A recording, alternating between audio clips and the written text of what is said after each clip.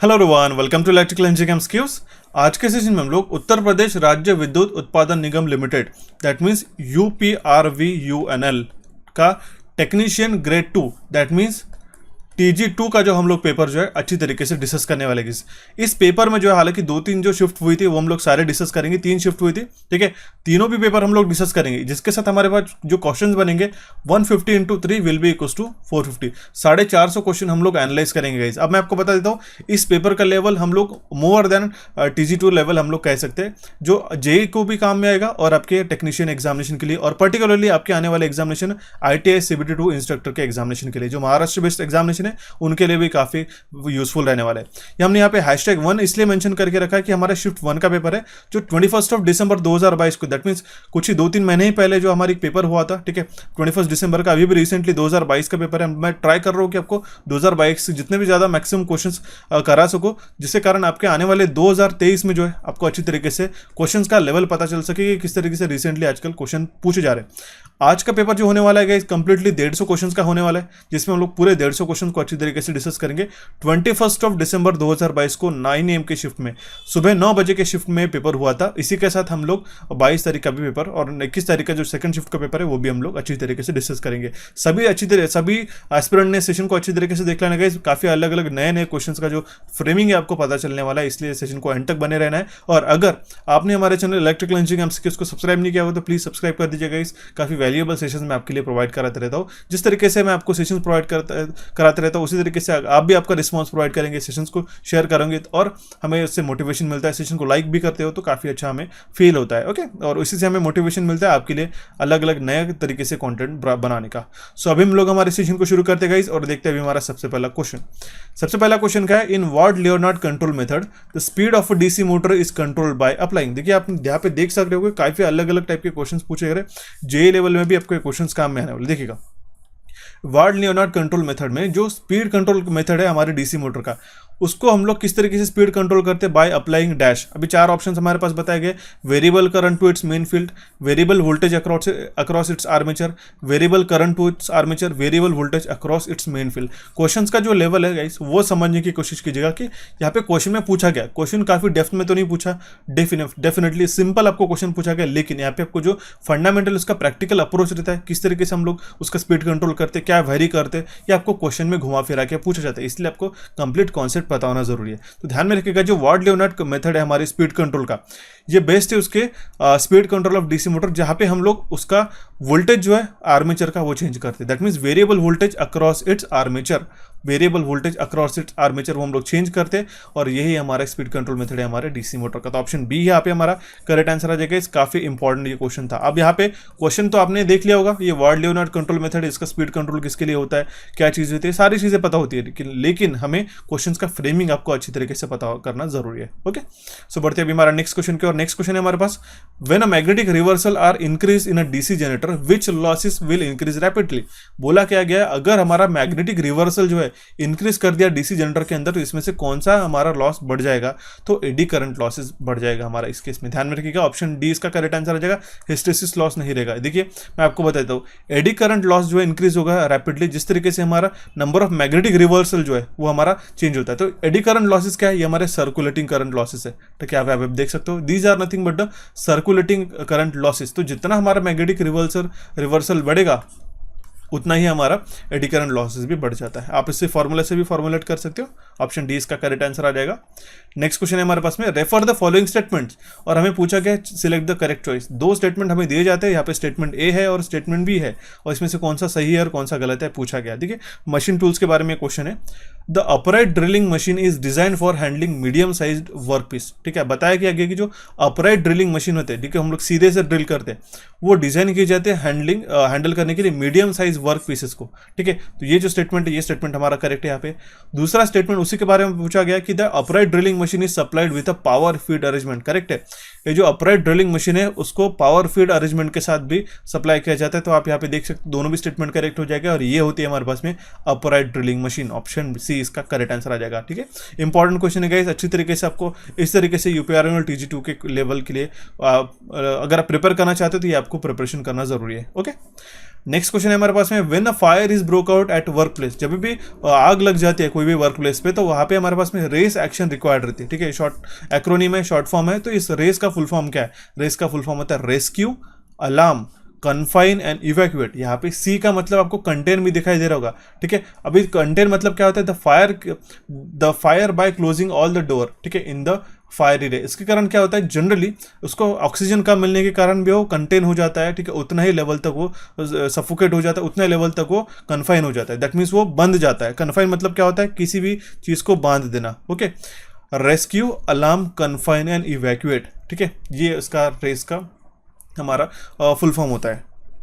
अब यहाँ पे काफ़ी सारे एस्पिरेंट्स को जो है यहाँ पे दिक्कत जा रही होंगी कि सर यहाँ पे जो है इवैक्यूएट है और यहाँ पे आपने एक्सटिंग्विश बताया। आप यहाँ पे जो है दो चीज़ें मैं बता देता हूँ। ऑप्शन सी इसका करेक्ट आंसर आ जाएगा। देखिए क्यों?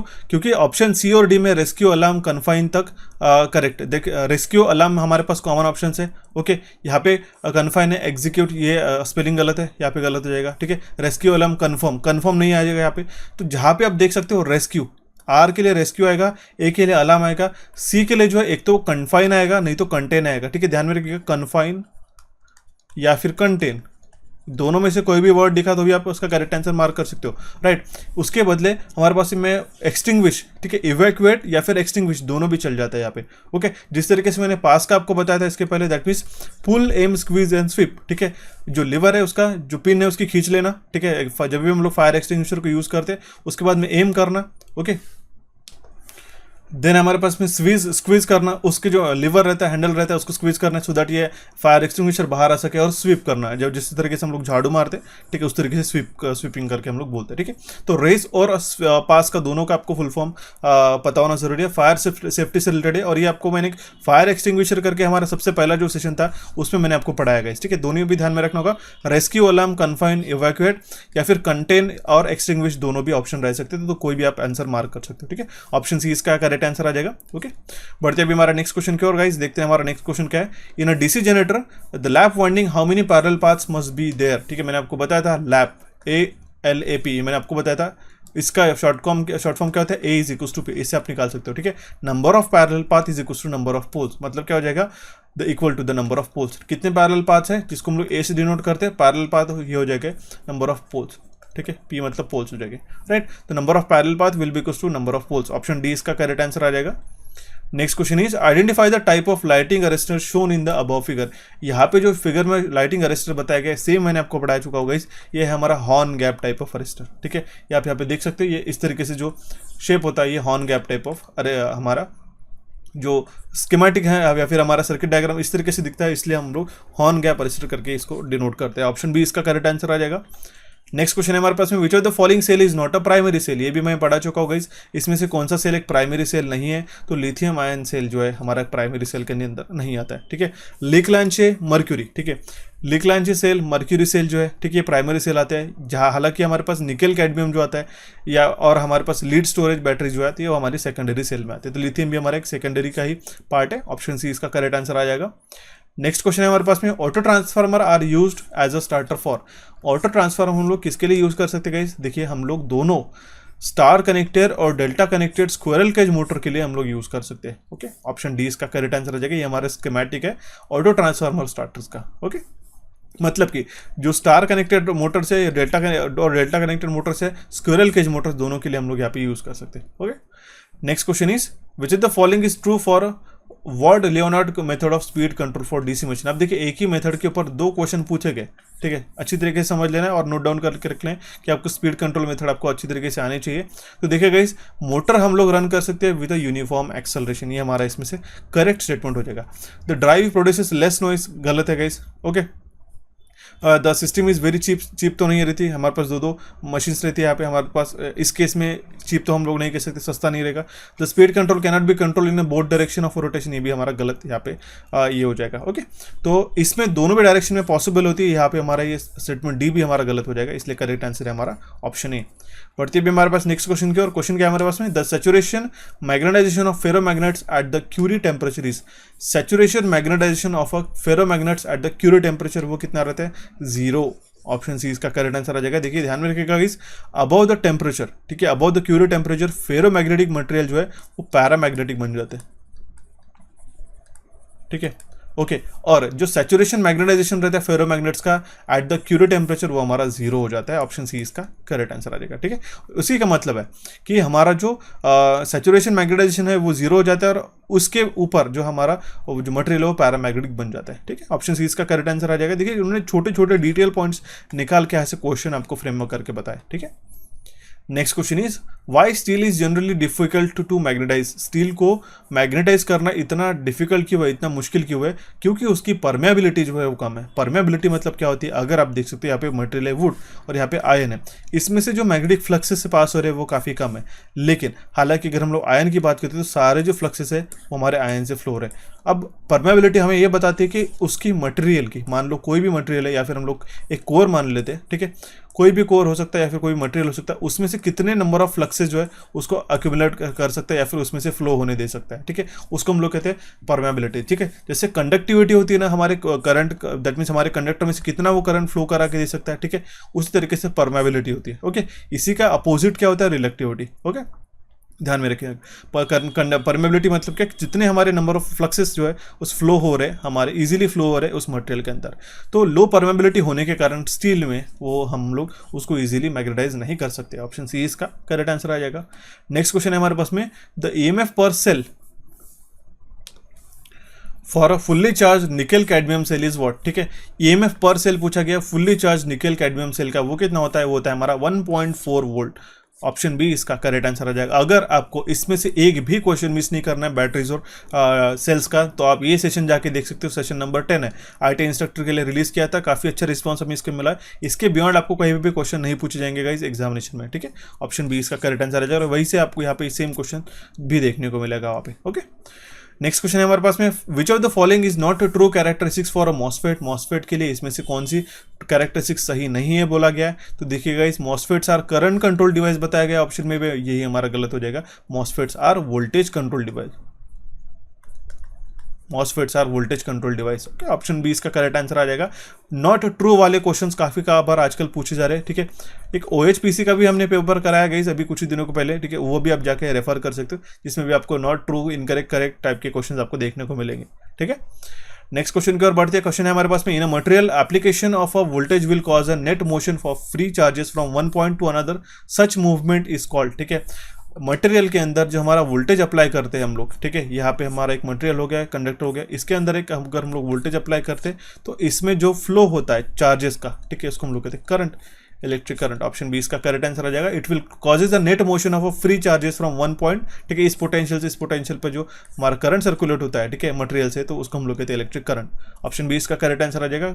आपको गलती से भी आपको रॉन्ग आंसर मार्क करके नहीं आना, पेपर जितना ईजी रहेगा उतना ही आपके क्वेश्चन का जो आप कन्फ्यूजन है वो आपको बढ़ते जाएगा, ध्यान में रखिएगा।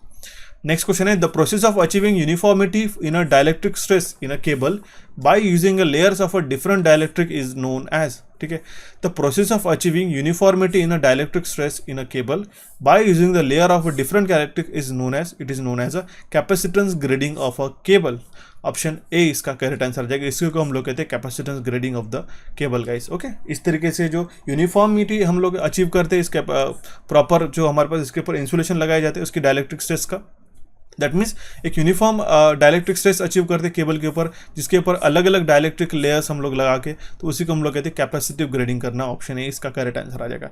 एक आपके लिए एक छोटी सी, जो सेशंस हमारे अच्छी तरीके से रेगुलरली वॉच कर रहे हैं उनके लिए एक छोटा सा सरप्राइज बता दे रहा हूँ। आगे आने वाले हमारे UPRML के जो हमारे कोर्सेस रहेगा, अगर उसके ऊपर आपको 5 to, मैं आपको बता दूँ 5 to 10%, ये आप अगर अच्छी तरीके से हमारा सेशन सुन रहे होंगे तभी आपको समझ में आएगा। ठीक है, 5 to 10% आपको डिस्काउंट चाहिए होगा, तो आप मैक्सिमम आप जितने भी लोग उसको ज्वाइन करना चाहते हैं, ठीक है, जल्दी से जल्दी रिलीज होने वाला है। ठीक है, मैं आपको जो भी हमारा ऑफर रहेगा, ठीक है, उसमें एक्स्ट्रा आपको 5 to 10% डिस्काउंट प्रोवाइड करूंगा। अगर आप एक काम करोगे, कुछ नहीं करना, आपको काफ़ी सिंपल है। अगर आपने इलेक्ट्रिकल इंजीनियरिंग एमसीक्यूज को सब्सक्राइब नहीं किया तो सब्सक्राइब भी कर देना है, सेशन को लाइक कर देना है और आपको कमेंट करना है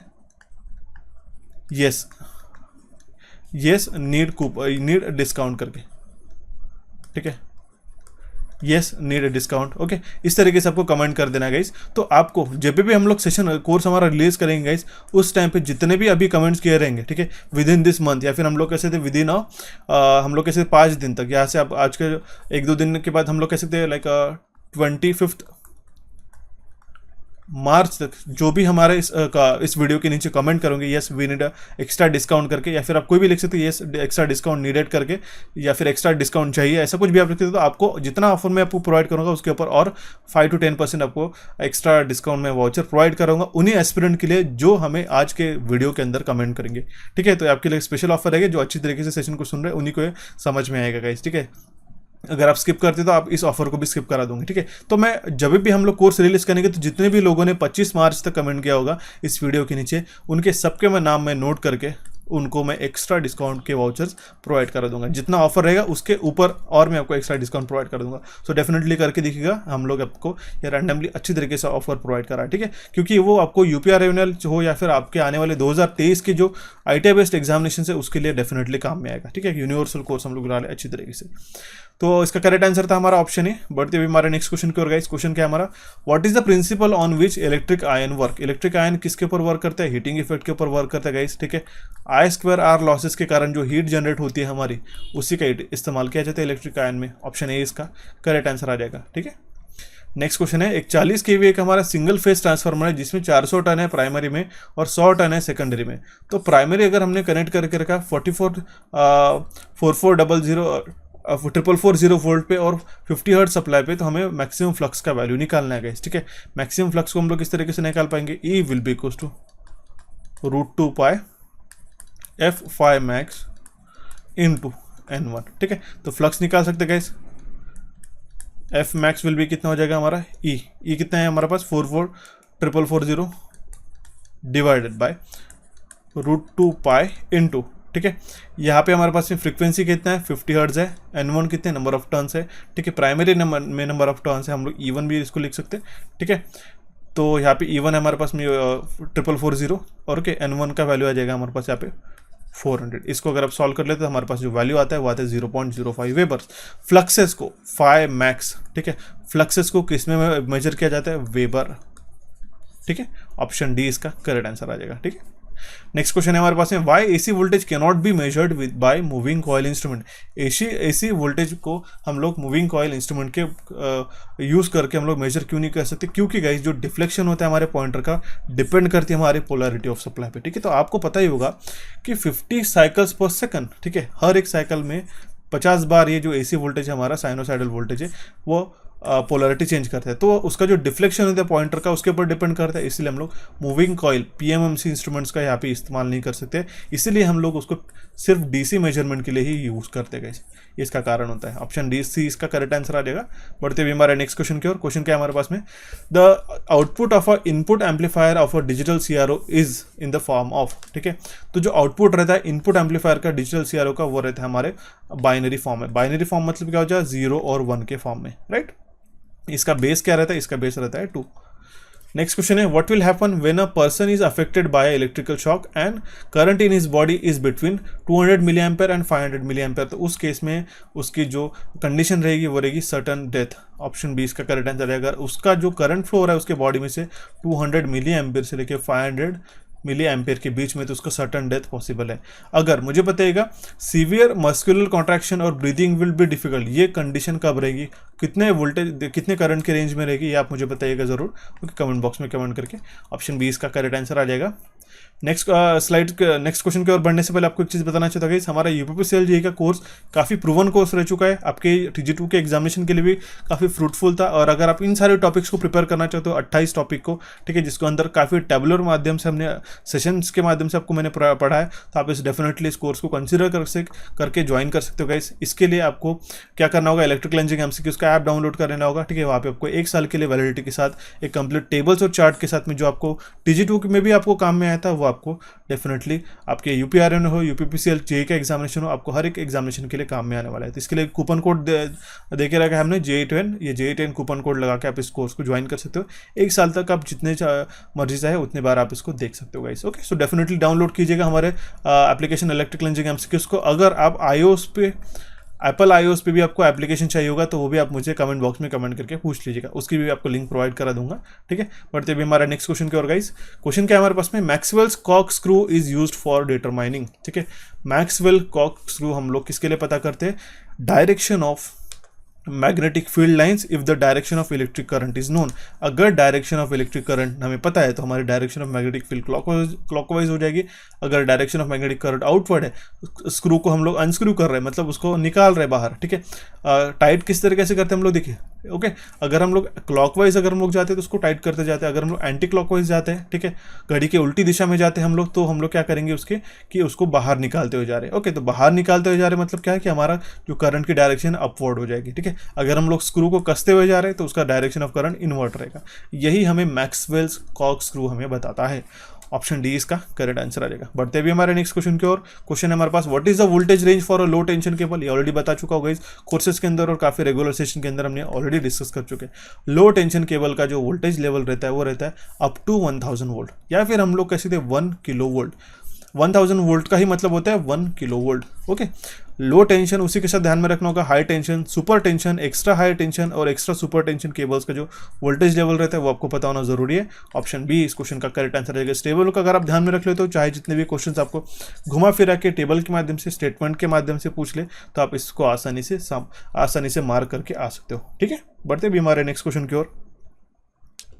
नेक्स्ट क्वेश्चन है हमारे पास में, द बिलो फिगर डिस्क्राइब्स, ठीक है। ये एक्चुअल फिगर था गाइस, यहाँ पे जो उन्होंने आंसर के में आपको प्रोवाइड किया था, ये किसका फिगर है। मैंने आपको ऐसे भी क्वेश्चंस काफ़ी कबार कराए गाइस कि आपको मैंने बताया कि फिगर्स आपको पता होना चाहिए, जहाँ पे आपको register, spring, spindle, scale, bevel gear, pointer, cam यहाँ पे दिखाई दे रहा होगा। तो ये है हमारा मर्स प्राइस डिमांड इंडिकेटर। मर्स प्राइस डिमांड इंडिकेटर ये इसका एक्चुअल हाई डेफिनेशन इमेज है, इसको भी आप कंसिडर करके ध्यान में रख सकते हो गाइस, ओके। और ये जो हमारा मर्स प्राइस डिमांड इंडिकेटर, ये हमें क्या डिफाइन करता है, ये क्या इंडिकेट करता है, ये इंडिकेटर जो है रिकॉर्ड करता है हमारी मैक्सिमम डिमांड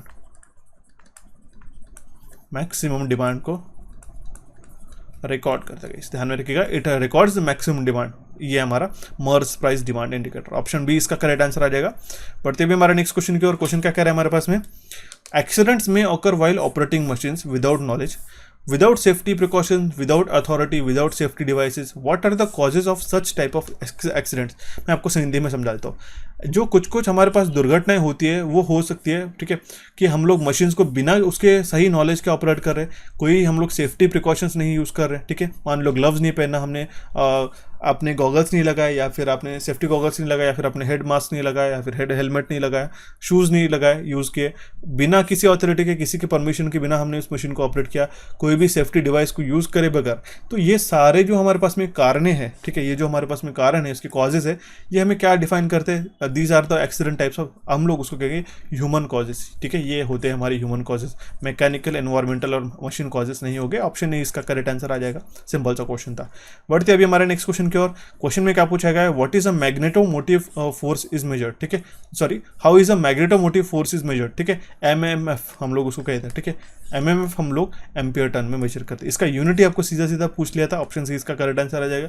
अब यहाँ पे आपको जो टेबल मैंने मेंशन करके रखा है ये काफी इंपॉर्टेंट है। इसमें क्या है हमारे पास में, एक साइड में इलेक्ट्रिकल सर्किट और मैग्नेटिक सर्किट में अलग अलग क्वांटिटी, जैसे ईएमएफ हमारा एनालॉगस रहता है एमएमएफ के, जैसे हमने ईएमएफ वोल्ट में मेजर करते हैं, ठीक है, उसी तरीके से हम लोग एमएमएफ जो है एम्पियर टन्स में मेजर करते हैं, और ये एनालॉगस है एक दूसरे के। करंट एनालॉगस है फ्लक्स का, ठीक है, करंट डेंसिटी एनालॉगस है फ्लक्स डेंसिटी का। ओम जो है रेजिस्टेंस है हमारा रिलेक्टेंस के से एनालॉगस है, ठीक है। इलेक्ट्रिकल फील्ड स्ट्रेंथ वोल्ट पर मीटर में जिसको हम लोग मेजर करते हैं, एम्पियर टर्न्स पर मीटर में हम लोग मेजर करते हैं। Permeability that means magnetic field strength, उसी तरीके से ध्यान में रखना होगा। कंडक्टिविटी सिग्मा ये रहता है यूनिट, ये जो ग्रीक सिंबल रहता है सिग्मा, हम लोग सीमेंस पर मीटर में यूज़ करते हैं, और यहाँ पे परमेबिलिटी हम लोग हेनरी पर मीटर में यूज़ कैलकुलेट करते हैं, दैट मीन्स इसका यूनिट है, ओके। तो ये आपको टेबल ध्यान में रखना होगा, चाहे जितने आपको क्वेश्चंस पूछ रहे हैं यहाँ से आपके कवर अप हो जाएगा। इसी के बियॉन्ड भी आते हैं कुछ, वो मैंने प्रोवाइड करके रखे हैं, ठीक है। बढ़ते हुए हमारे नेक्स्ट क्वेश्चन की ओर गाइस, और देखते हुए हमारा नेक्स्ट क्वेश्चन क्या कह रहा है हमारे पास। देखिए, what will happen if there is a break in the secondary winding in an auto transformer। अगर ऑटो ट्रांसफार्मर के सेकेंडरी वाइंडिंग में, ठीक है, वो हमारे ऑटो ट्रांसफार्मर के हमारे पास सेकेंडरी वाइंडिंग में ब्रेक आता है, तो क्या हो जाएगा कि जो पूरा का पूरा वोल्टेज है, फुल वोल्टेज वो अवेलेबल हो जाएगा हमारे primary side to the secondary side load. Option B इसका करेक्ट आंसर आ जाएगा। पूरा जो फुल वोल्टेज है हमारे पास में फ्रॉम प्राइमरी टू सेकेंडरी वो रिफ्लेक्ट हो जाएगा। ऑप्शन बी इसका करेक्ट आंसर आ जाएगा। बढ़ते हुए हमारा नेक्स्ट क्वेश्चन की ओर। क्वेश्चन क्या कह रहा है हमारे पास में, which of the following statement is true pertaining to the DC machine. DC machine से रिलेटेड इसमें से कौन सा स्टेटमेंट हमारा करेक्ट है, तो वो है हमारे पास ऑप्शन है, DC generator can be used as a DC motor without any constructional changes and vice versa is also possible. मतलब क्या है कि हमारे डीसी मशीन को, ठीक है, हम लोग एज अ डीसी मोटर भी यूज़ कर सकते हैं और डीसी जनरेटर भी हम लोग एज ए यूज़ कर सकते हैं, ठीक है, उसका पॉसिबल है कंडीशन दोनों भी। ऑप्शन ए इसका करेक्ट आंसर आ जाएगा। बढ़ते हुए हमारा नेक्स्ट क्वेश्चन की ओर guys, the above symbol is used for, मैंने आपको एक सिंबल की पीडीएफ अपलोड करके रखी है जिसमें आपको सारे सिंबल्स मिल जाएंगे। हमारे टेलीग्राम चैनल को ज्वाइन कीजिएगा, वहाँ पे आपको मिल जाएगा। तो ये आपको सिंबल जो दिखाई दे रहेगा, ठीक है, यह होता है हमारे पास में डायोड का सिंबल। और अगर आपको जिस तरीके से लाइट दिखाई दे रही होगी, ठीक है, ऐसे एरोज दिखाई दे रहे होंगे, ध्यान में रख लेना, ये होता है हमारे पास में फोटो डायोड। और क्योंकि अगर ये जो एरोज है ये आउटवर्ड आते हैं तो होता है हमारा एलईडी डायोड गाइस, ठीक है। एलईडी डायोड और फोटो डायोड में आपको कंफ्यूजन नहीं करना है, ध्यान में रखना होगा। ऑप्शन ए इसका करेक्ट आंसर आ जाएगा। Next question is, in which voltage band neon hand tester work. Neon hand tester जो है आपको दिखाऊंगा मैं कैसा रहता है, ठीक है, अगर आपको नहीं पता होगा तो ये नियॉन हैंड टेस्टर कौन से वोल्टेज रेंज में वर्क करते हैं, 100 से लेकर 250 वोल्ट तक ये वर्क करता है। इस ऑप्शन बी इसका करेक्ट आंसर रहता है। इसी को हम लोग कहते हैं नियॉन हैंड टेस्टर। नियॉन क्यों, क्योंकि यहाँ पे जो बल्ब रहता है ये नियॉन टाइप का बल्ब रहता है, ओके। इसको हम लोग हैंड टेस्टर के माध्यम से, या फिर हम लोग कह सकते हैं हैंड टूल है हमारा, ठीक है, जिसमें हम लोग सप्लाई, लाइव सप्लाई अगर हमारे पास कंडक्टर में या फिर बॉडी में है या नहीं, इसको चेक करने के लिए इसको यूज करते हैं। ये होता है हमारा हैंड टेस्टर। ऑप्शन बी इसका करेक्ट आंसर आ जाएगा, ठीक है। नेक्स्ट क्वेश्चन है, which of the following component is used to filter the moisture entry from the atmosphere to transformer. आप खुद एक बार पॉज कीजिएगा, मैं आपको रिकमेंड हमेशा कहता रहता हूँ कि आप सेशन को देखते समय आप खुद एक बार पॉज करके इसका जो करेक्ट आंसर है खुद से आप सोचने की कोशिश कीजिएगा। और आपको गलत आता है तो आपको देखना होगा कि कहाँ आपका गलत है, ओके, और इसका एक्सप्लेनेशन भी अच्छी तरीके से सुन लेना होगा। तो आप इसका आंसर का करेक्ट आंसर मार्क कर सकते हो, ठीक है, कि हमारे पास जो मॉइस्चर जाता है उसको फिल्टर करने का काम कौन करता है ट्रांसफार्मर में, तो वो हमारा रहता है ब्रीदर। ऑप्शन डी इसका करेक्ट आंसर रहेगा। छोटा सा टास्क देता हूँ, अगर ये ब्रीदर का जो अंदर का जो मटेरियल है उसको हम लोग कहते हैं सिलिका जेल, उसको हम लोग कहते हैं सिलिका जेल। अगर इसमें मॉइस्चर ट्रैप होता है तो इसका जो कलर है गाइस, ये कौन से कलर का हो जाता है, ये मुझे कमेंट बॉक्स में कमेंट करके बताइए। अगर आप अच्छी तरीके से पढ़ाई कर रहे हो तो डेफिनेटली आप विद इन अ सेकंड आप इसका करेक्ट आंसर मार्क कर दोगे, ओके। तो ये होता है हमारा ब्रीदर। ऑप्शन डी इसका करेक्ट आंसर आ जाएगा। बढ़ते हुए हमारा नेक्स्ट क्वेश्चन की ओर। सेम कॉन्सेप्ट के ऊपर 2 बार ये क्वेश्चन पूछा गया। अभी हमें क्या पूछा गया, what type of cable is required for a system having operating voltage in the range of 33 kV to 66 kV। 33 kV से लेकर 66 kV के बीच में जो वोल्टेज रेंज रहता है, उस केस में हमारा जो कौन सा केबल हम लोग यहाँ पे यूज करते हैं, तो वो रहता है हमारे उसमें extra high tension cable, EHT cable हम लोग जिसको कहते हैं। ऑप्शन डी यहाँ पे हमारा करेक्ट आंसर आ जाएगा, ठीक है। आई होप आपको एक क्वेश्चन समझ में आ गया। बढ़ते भी हमारे नेक्स्ट क्वेश्चन की ओर। देखिए यहाँ पे हमने मेंशन करके रखा एक्स्ट्रा हाई टेंशन 33 से लेके 66 kV के बीच में जो ऑपरेट होता है, ठीक है। सो बढ़ते भी हमारे नेक्स्ट क्वेश्चन की ओर। क्वेश्चन नंबर है 32। So the question is, the minimum size of copper cable for light circuit should be. देखिए पूछा क्या गया है, कॉपर केबल लाइट सर्किट के लिए कितना उसका थिकनेस होना चाहिए, कितना मिनिमम उसका साइज होना चाहिए, तो उसका करेक्ट आंसर आ जाएगा 1.12 mm, ओके। ऑप्शन डी इसका करेक्ट आंसर आ जाएगा। अगर देखिए यहाँ पे जो क्वेश्चन में पूछा गया, यहाँ पे हमारे पास कॉपर था, अगर यहाँ पे हमारे पास में एल्यूमिनियम रहता, ठीक है, एल्यूमिनियम रहता, तो उस केस में हमारे पास कितना स्क्वायर mm का होना चाहिए, 1.5 स्क्वायर mm का, ओके। तो अभी अगर कॉपर है तो दैट मीन्स उसकी कंडक्टिविटी ज़्यादा होती है, हालांकि वो कॉस्टलियर भी रहता है, महंगा भी रहता है, बट उसका जो थिकनेस है हमें कम रिक्वायर्ड रहता है for the same current, okay. Option D इसका करेक्ट आंसर आ जाएगा। बढ़ते अभी हमारे नेक्स्ट क्वेश्चन की ओर गाइस, और देखते हुए हमारा नेक्स्ट क्वेश्चन नंबर है 33। Grading for a cable can be achieved by, ठीक है, हम लोग जो केबल की ग्रेडिंग करते हैं किसके द्वारा करते हैं, कैपेसिटेंस ग्रेडिंग। सेम कॉन्सेप्ट के ऊपर 2 बार क्वेश्चन पूछा गया था, कैपेसिटेंस ग्रेडिंग एंड इंटरशीथ ग्रेडिंग। ये 2 क्वेश्चन दैट मीन्स ये दोनों भी हम लोग इसको मेथोडोलॉजी यूज करते हैं for a proper grading of a cable. Option A इसका करेक्ट आंसर आ जाएगा। और सेम कॉन्सेप्ट के ऊपर 2 क्वेश्चन अभी तक हो चुके हैं हमारे, इसके पहले का भी एक क्वेश्चन पूछा था और ये सेम क्वेश्चन हमें पूछा गया है। नेक्स्ट क्वेश्चन है हमारा, the ratio of illumination under actual working condition to the illumination where everything is perfectly clean. मतलब क्या है, एक रेशियो में पूछा गया जब सब एक जो हमारी नॉर्मल वर्किंग कंडीशन है लाइट्स की, और जब सब चीज़ें जो है हमने अच्छी तरीके से साफ सफाई करके रखी है और सब कुछ परफेक्टली क्लीन है, उस रेशियो को हम लोग कहते हैं मेंटेनेंस फैक्टर का। इज ऑप्शन डी इसका करेक्ट आंसर आ जाएगा। काफ़ी सिंपल सा है, okay. Maintenance factor is always less than 1, okay. अब क्लीन से सुपर क्लीन तो हो नहीं सकती, जितना इल्यूमिनेशन है उतना ही रहना है। हालांकि अगर हम लोग कुछ गंदगी करती है या फिर अगर हमारा नॉर्मल वर्किंग कंडीशन है, ठीक है, जहाँ पे डस्ट वगैरह लगता है तो उसके केस में एलिमिनेशन का इफेक्ट यहाँ पे कम हो जाता है। तो ऑब्वियस सी बात है हमारा मेंटेनेंस फैक्टर वो जो है ऑलवेज लेस देन 1 रहता है। अगर वही हम लोग डेप्रिसिएशन फैक्टर की बात करें तो डेप्रिसिएशन फैक्टर जो है उसका जो रेशियो रहता है it is always more than 1। ऐसे जो क्वेश्चन है, छोटे छोटे क्वेश्चन एग्जामिनेशन में पूछे जाते हैं गाइस, उसको आपको ध्यान में रखना होगा। ऑप्शन डी इसका करेक्ट आंसर आ जाएगा। एलिमिनेशन के बारे में अगर आपको अच्छी तरीके से और पढ़ना होगा तो आप हमारे सेशन को भी जाकर देख सकते हो जो हमने यूट्यूब पर डाल के रखा है। ओके, नेक्स्ट क्वेश्चन है हमारे पास में, which of the following is the true comparison of the operating time of a fuse to that of a circuit breaker. जो हमें फ्यूज का और सर्किट ब्रेकर का ऑपरेटिंग टाइम बताया गया, उसका कंपैरिजन बताया गया, तो उसका दोनों का टाइम कौन सा, दैट मीन्स ऑपरेटिंग टाइम जो रहता है फ्यूज का वो कितना रहता है एज कम्पेयर टू दो सर्किट ब्रेकर। तो फ्यूज का ऑपरेटिंग टाइम सबसे कम है गाइस, जो रहता है हमारे पास में 2 मिली सेकंड, 2 मिली सेकंड, या फिर हम लोग इसको कह सकते हैं 0.002 सेकंड के अंदर ऑपरेट हो जाता है। वही हम लोग सर्किट ब्रेकर की बात करें तो उसका जो सर्किट ब्रेकर का ऑपरेटिंग टाइम रहता है 0.02 से लेके हमारे पास 0.1 सेकंड के बीच में वो सर्किट ब्रेकर हमारा ऑपरेट होता है। तो इसीलिए इसका करेक्ट आंसर आ जाएगा हमारा option B, that means operating time जो है फ्यूज का much lower than that of a circuit breaker. Option B will be the correct answer in this case. So बढ़ते हुए हमारे नेक्स्ट क्वेश्चन की ओर। क्वेश्चन क्या कह रहा है हमारे पास में, DC series motor are started by. देखिए डीसी सीरीज मोटर हम लोग किसके द्वारा स्टार्ट कर सकते बाय यूजिंग 2 पॉइंट स्टार्टर। अब देखिएगा यहाँ पे काफ़ी सारे एस्पिरेंट का कन्फ्यूजन होता है। यहाँ पे आपको ध्यान में रखना होगा 4 पॉइंट स्टार्टर और 3 पॉइंट स्टार्टर, ये जो है हम लोग हमारे डीसी शंट मोटर, ठीक है, डीसी शंट मोटर या फिर हम लोग कह सकते हैं हमारे जो डीसी शंट वाउंड मोटर जो रहते हैं, वही मतलब उसी का मतलब है basically the DC compound wound motor. Okay, एक तो पहला है डीसी शंट मोटर, दूसरा है हमारे पास में डीसी कंपाउंड वाउंड मोटर, ठीक है।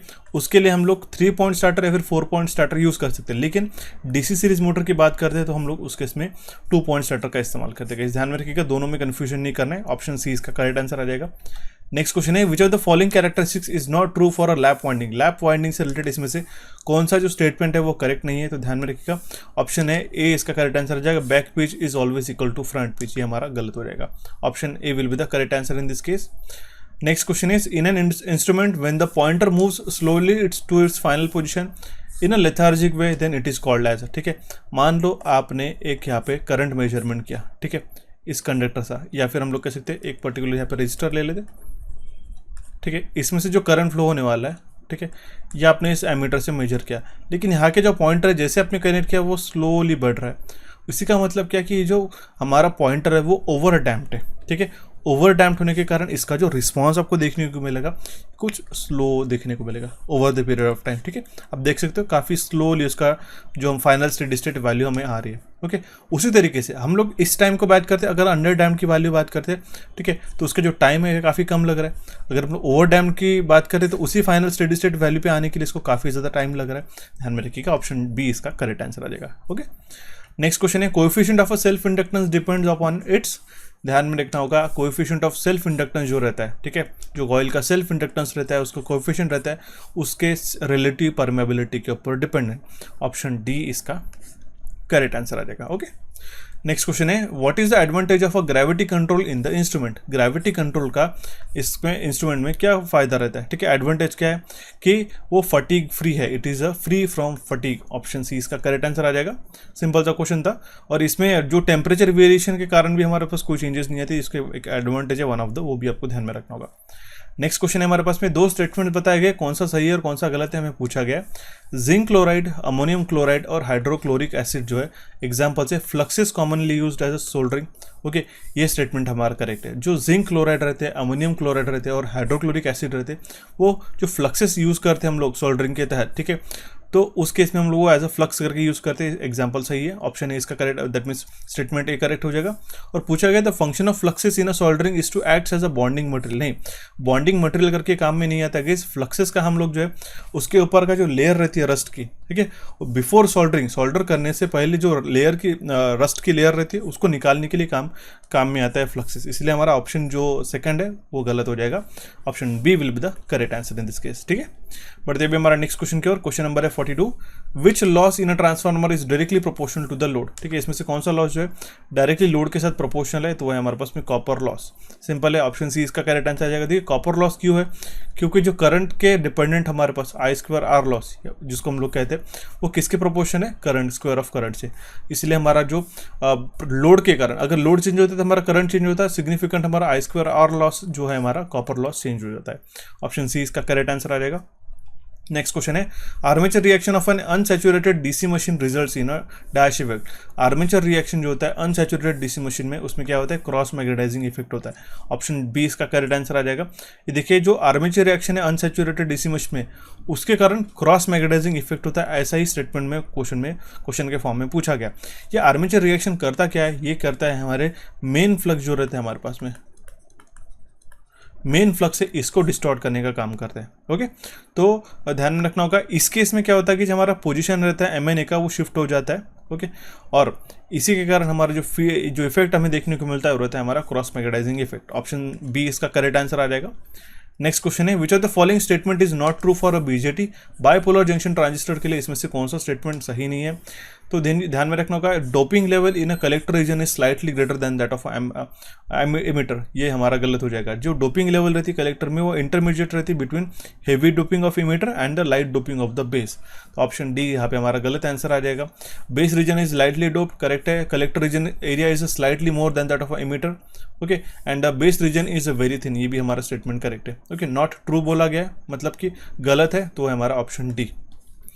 Next question is, what should be the minimum cross section of the copper strip when copper strip is used as a earth wire. जब भी हम लोग as a earth wire copper strip का इस्तेमाल करते हैं, उसका साइज आपको पता होना जरूरी है। अगर वो GI का भी होता है या फिर कॉपर का भी होता है। कॉपर की बात करते हैं तो हम लोग 25 mm बाय 1.6 mm का रहता है। अगर हम लोग GI की बात करते हैं तो 25 mm बाय यहाँ पे 1.6 है ना, तो इस केस में हमारे पास में गैल्वेनाइज आयन के लिए 4 mm का लगता है। उतना ही ध्यान में रख लीजिएगा ये चीज़ आपको। ओके, ऑप्शन बी इसका करेक्ट आंसर आ जाएगा। Next question is, while soldering component. अब देखिए सोल्डरिंग के ऊपर 3 अभी तक क्वेश्चन हो चुके हैं। सोल्डरिंग का भी सेशन हमने अपलोड करके रखा है यूट्यूब पे, उसको जाके देखिएगा, यहाँ पे आपको सारे डाउट्स क्लियर हो जाएंगे। प्रिंटेड सर्किट बोर्ड में जब भी हम लोग सोल्डर करते रहते हैं तो जो कंपोजिशन रहता है सोल्डरिंग का, ओके, सोल्डरिंग मटेरियल का, उसके अंदर क्या क्या रहता है, उसमें रहता है मेजरली लीड और टिन। ऑप्शन ए इसका करेक्ट आंसर है। उसमें रहता है लीड और टिन, ठीक है, जिसको अंदर सोल्डरिंग मशीन या फिर सोल्डरिंग आयन के माध्यम से हम लोग उसको मेल्ट करते हैं। ओके, उसको सोल्डर हम लोग क्रिएट करते हैं। ऑप्शन बी ए इसका करेक्ट आंसर आ जाएगा। Next question is, in a medical first aid what denotes drab. ठीक है, ड्रैब का फुल फॉर्म क्या होता है, ड्रैब का फुल फॉर्म होता है danger response airway and breathing. Option A इसका करेक्ट आंसर आ जाएगा। अभी तक हमने 3 ऐसे शॉर्टकट जो हमारे पास एब्रिविएशन से देखे गए, जिसके अंदर हमने सबसे पहले पास देखा था, ठीक है, सबसे पहले हमने रेस देखा था, ओके, देन हमारे पास अभी हमारे पास में ड्रैब है। ये तीनों भी ध्यान में रख लीजिएगा, कोई भी एग्जामिनेशन में पूछा जाता है। ओके, नेक्स्ट क्वेश्चन है, identify the symbol shown in the following diagram. अगर आपको इस तरीके से सिंबल में भी दिक्कत जाती है तो उसके लिए भी हमने एक सेशन लेके रखा गया इस ITI इंस्ट्रक्टर CBT 2 का, जिसके अंदर सारे सिंबल जो है जो एग्जामिनेशन में जितने भी मैक्सिमम पूछे जाएंगे 100% वहाँ से एक नया क्वेश्चन पूछा जाएगा, तो आप जाके सेशन देखिएगा। अब इस तरीके से स्कल का अगर आपको इमेज बताया गया, इमेज है और इसमें येलो कलर है, उसका मीनिंग क्या होता है ये भी आपको पता होना जरूरी है। अगर येलो कलर है, रेड कलर है, ब्लू कलर है, तो उसका मीनिंग भी पता होना चाहिए। तो यहाँ पे आपको जो सिंबल दिखाई दे रहा होगा ये वार्निंग का सिंबल है। ऑप्शन ए इसका करेक्ट आंसर आ जाएगा। इमरजेंसी प्रोहिबिशन मैंडेटरी नहीं है। नेक्स्ट क्वेश्चन है, which of the following is not a one of the reason for necessity of earthing. Earthing का कारण, ठीक है, क्यों हम लोग अर्थिंग यूज़ करते हैं, तो उसका कौन सा इसमें से कारण नहीं है, ऐसा हमें क्वेश्चन में पूछा गया। ओके, यहाँ पे क्या बताया गया, to increase the resistivity of a soil. गलत है गाइस, ठीक है, हम लोग चाहते हैं कि सॉइल की जो रेजिस्टिविटी है वो कम से कम रहे, सो दैट हमारा कोई फॉल्ट होता है तो डायरेक्टली वो जो ग्राउंड हो सके इजीली। ठीक है, अगर हमारा resistivity as low as possible रहती है, ठीक है, इसके लिए हम लोग अर्थक्वेट का इस्तेमाल करते हैं। इसके अंदर वो नमक डालते हैं, सॉल्ट डालते हैं, कोयला डालते हैं, ओके, और इसके अंदर हम लोग रेगुलरली वाटरिंग करते हैं, जिसके कारण हमारी रेजिस्टिविटी कम रह सके और लोएस्ट करंट पाथ हमें मिल सके। तो यही पे हमारा गलत आंसर दे दिया उन्होंने। ऑप्शन सी इसका करेक्ट आंसर आ जाएगा। नेक्स्ट क्वेश्चन है हमारे पास में, which of the following makes the motor as a self regulating one. इसमें से कौन सी मोटर जो है सेल्फ रेगुलेटिंग है, वो है हमारे पास बेसिक नहीं, वो मोटर नहीं पूछा गया, इसमें से कौन सा एक फैक्टर है जो हमारे मोटर को सेल्फ रेगुलेटिंग कहता है, कराते या फिर कराने में मदद करता है। तो आर्मेचर रिएक्शन नहीं होगा इसका करेक्ट आंसर, वो है हमारे पास में back EMF. Back EMF equal and opposite रहता है, ठीक है, हमारे पास सप्लाई वोल्टेज के, ठीक है, उसी को बैलेंस करते हैं और उसी के कारण सेल्फ रेगुलेटिंग बन जाती है हमारी मशीन। ऑप्शन ए इसका करेक्ट आंसर आ जाएगा। ओके, नेक्स्ट क्वेश्चन है, कौन से टाइप ऑफ रेजिस्टेंस हम लोग जनरली यूज करते हैं पावर सर्किट के अंदर? वायर वाउंड रेजिस्टेंस का हम लोग इस्तेमाल करते हैं पावर सर्किट्स के अंदर। ओके, इस तरीके से जो रेजिस्टेंस रहता है इसके ऊपर ये वायर वाउंड रेजिस्टेंस रहता है। यहाँ पे आपको वाटेज भी दिखाई दे रहा होगा। ऑप्शन सी इसका करेक्ट आंसर आएगा। Next question is MOSFET uses electric field of. MOSFET में इलेक्ट्रिकल फील्ड कहाँ पे यूज की जाती है? Basically the MOSFET uses electric field of a gate capacitance to control the channel current. Option C यहाँ पे हमारा करेक्ट आंसर आ जाएगा। ठीक है, नेक्स्ट क्वेश्चन है, the function of a breather in a transformer. Transformer में ब्रीदर का फंक्शन क्या है? To absorb the moisture from the air. ये भी हमने सेम क्वेश्चन पता था, दो कॉन्सेप्ट के, एक ही कॉन्सेप्ट के ऊपर दो क्वेश्चन पूछ लिए उन्होंने। ओके, जो मैंने आपको ब्रीदर का एक सेम क्वेश्चन कवर कराया था, सेम उसी के ऊपर एक क्वेश्चन पूछा गया दूसरे वे में। Okay, next question is which of the following statement is true for gravity control comparing to the spring control. Spring control और ग्रेविटी कंट्रोल का कंपैरिजन हमें बता रहा है। ओके, और उस कंपैरिजन में हमें पूछा गया कि इसके चार ऑप्शन में से कौन सा ऑप्शन सही है। ठीक है, इसमें से करेक्ट कौन सा है? तो वो है हमारा option B, instrument must be perfectly level. तो ध्यान में रखना होगा कि जो हमारा ग्रेविटी कंट्रोल है, उसका जो इंस्ट्रूमेंट जहाँ पे भी ग्रेविटी कंट्रोल यूज़ किया जाता है उसको हम लोग परफेक्टली लेवल कर सकते हैं, क्योंकि यहाँ पे ग्रेविटी पे उसका कंट्रोलिंग रहता है। ओके, तो ग्रेविटी कंट्रोल में इंस्ट्रूमेंट को हम लोग परफेक्टली लेवल करके रखना होता है। ऑप्शन बी इसका करेक्ट आंसर आ जाएगा। ओके, और ग्रेविटी कंट्रोल इंस्ट्रूमेंट में ये भी बात आपको ध्यान में रखना होगा, उसकी जो स्केल रहती है वो नॉन यूनिफॉर्म रहते हैं। ओके, उसकी स्केल नॉन यूनिफॉर्म रहते हैं। ऑप्शन बी करेक्ट आंसर आ जाएगा। Next question is the ratio of luminous flux emitted by lamp to the power consumed by the lamp is what? The ratio of luminous flux emitted by the lamp to the power consumed by the lamp is luminous efficiency, luminous efficacy.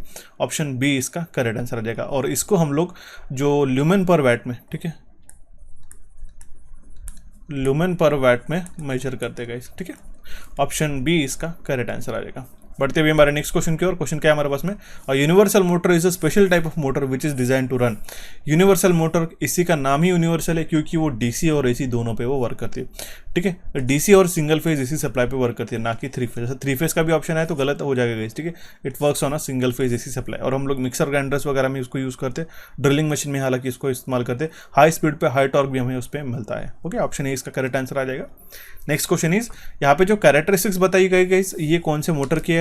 इस side में आप देख सकते हो torque, और एक axis पे हमारे पास में स्पीड। ओके, इस कैरेक्टरिस्टिक्स को देखते ही आप मार्क कर लोगे, ठीक है, कि ये हमारी डीसी सीरीज मोटर की कैरेक्टरिस्टिक्स है। क्योंकि अगर हम लोग यहाँ पे ग्राफ प्लॉट करते हैं, ठीक है, तो इस केस में हमारे पास में हाई लो टॉर्क पे हमें हाई स्पीड मिल रही है और हमारे पास लो स्पीड पे हाई टॉर्क मिल रहा है, वाइस वर्सा होता है। और यही हमारे पास ट्रैक्शन पर्पस के लिए यूज़ किया जाता है, इसलिए हम लोग करेक्ट आंसर मार्क करेंगे। Option B DC series motor का ये हमारा ग्राफ है। ठीक है, नेक्स्ट क्वेश्चन है, the lighting arrester protect the electrical equipment from lighting by. तो वो लाइटिंग अरेस्टर जो है वो किस तरीके से हमारे पास इलेक्ट्रिकल इक्विपमेंट को प्रोटेक्ट करता है? वो डाइवर्ट करता है हमारे हाई वोल्टेजेस को, हाई वोल्टेज वेव को लाइटिंग टू द ग्राउंड। ठीक है, it diverts the high voltage wave of lightning to the ground. Option C इसका करेक्ट आंसर ये होता है हमारे पास में लाइटिंग अरेस्टर। ठीक है, नेक्स्ट क्वेश्चन की ओर बढ़ते हैं। हमारे पास क्वेश्चन क्या है? The moving coil instrument of a resistance 0.1 ohms gives a full scale of a deflection of 400 milliampere. Explains how the meter can be use to measure a current up to 20 milliampere.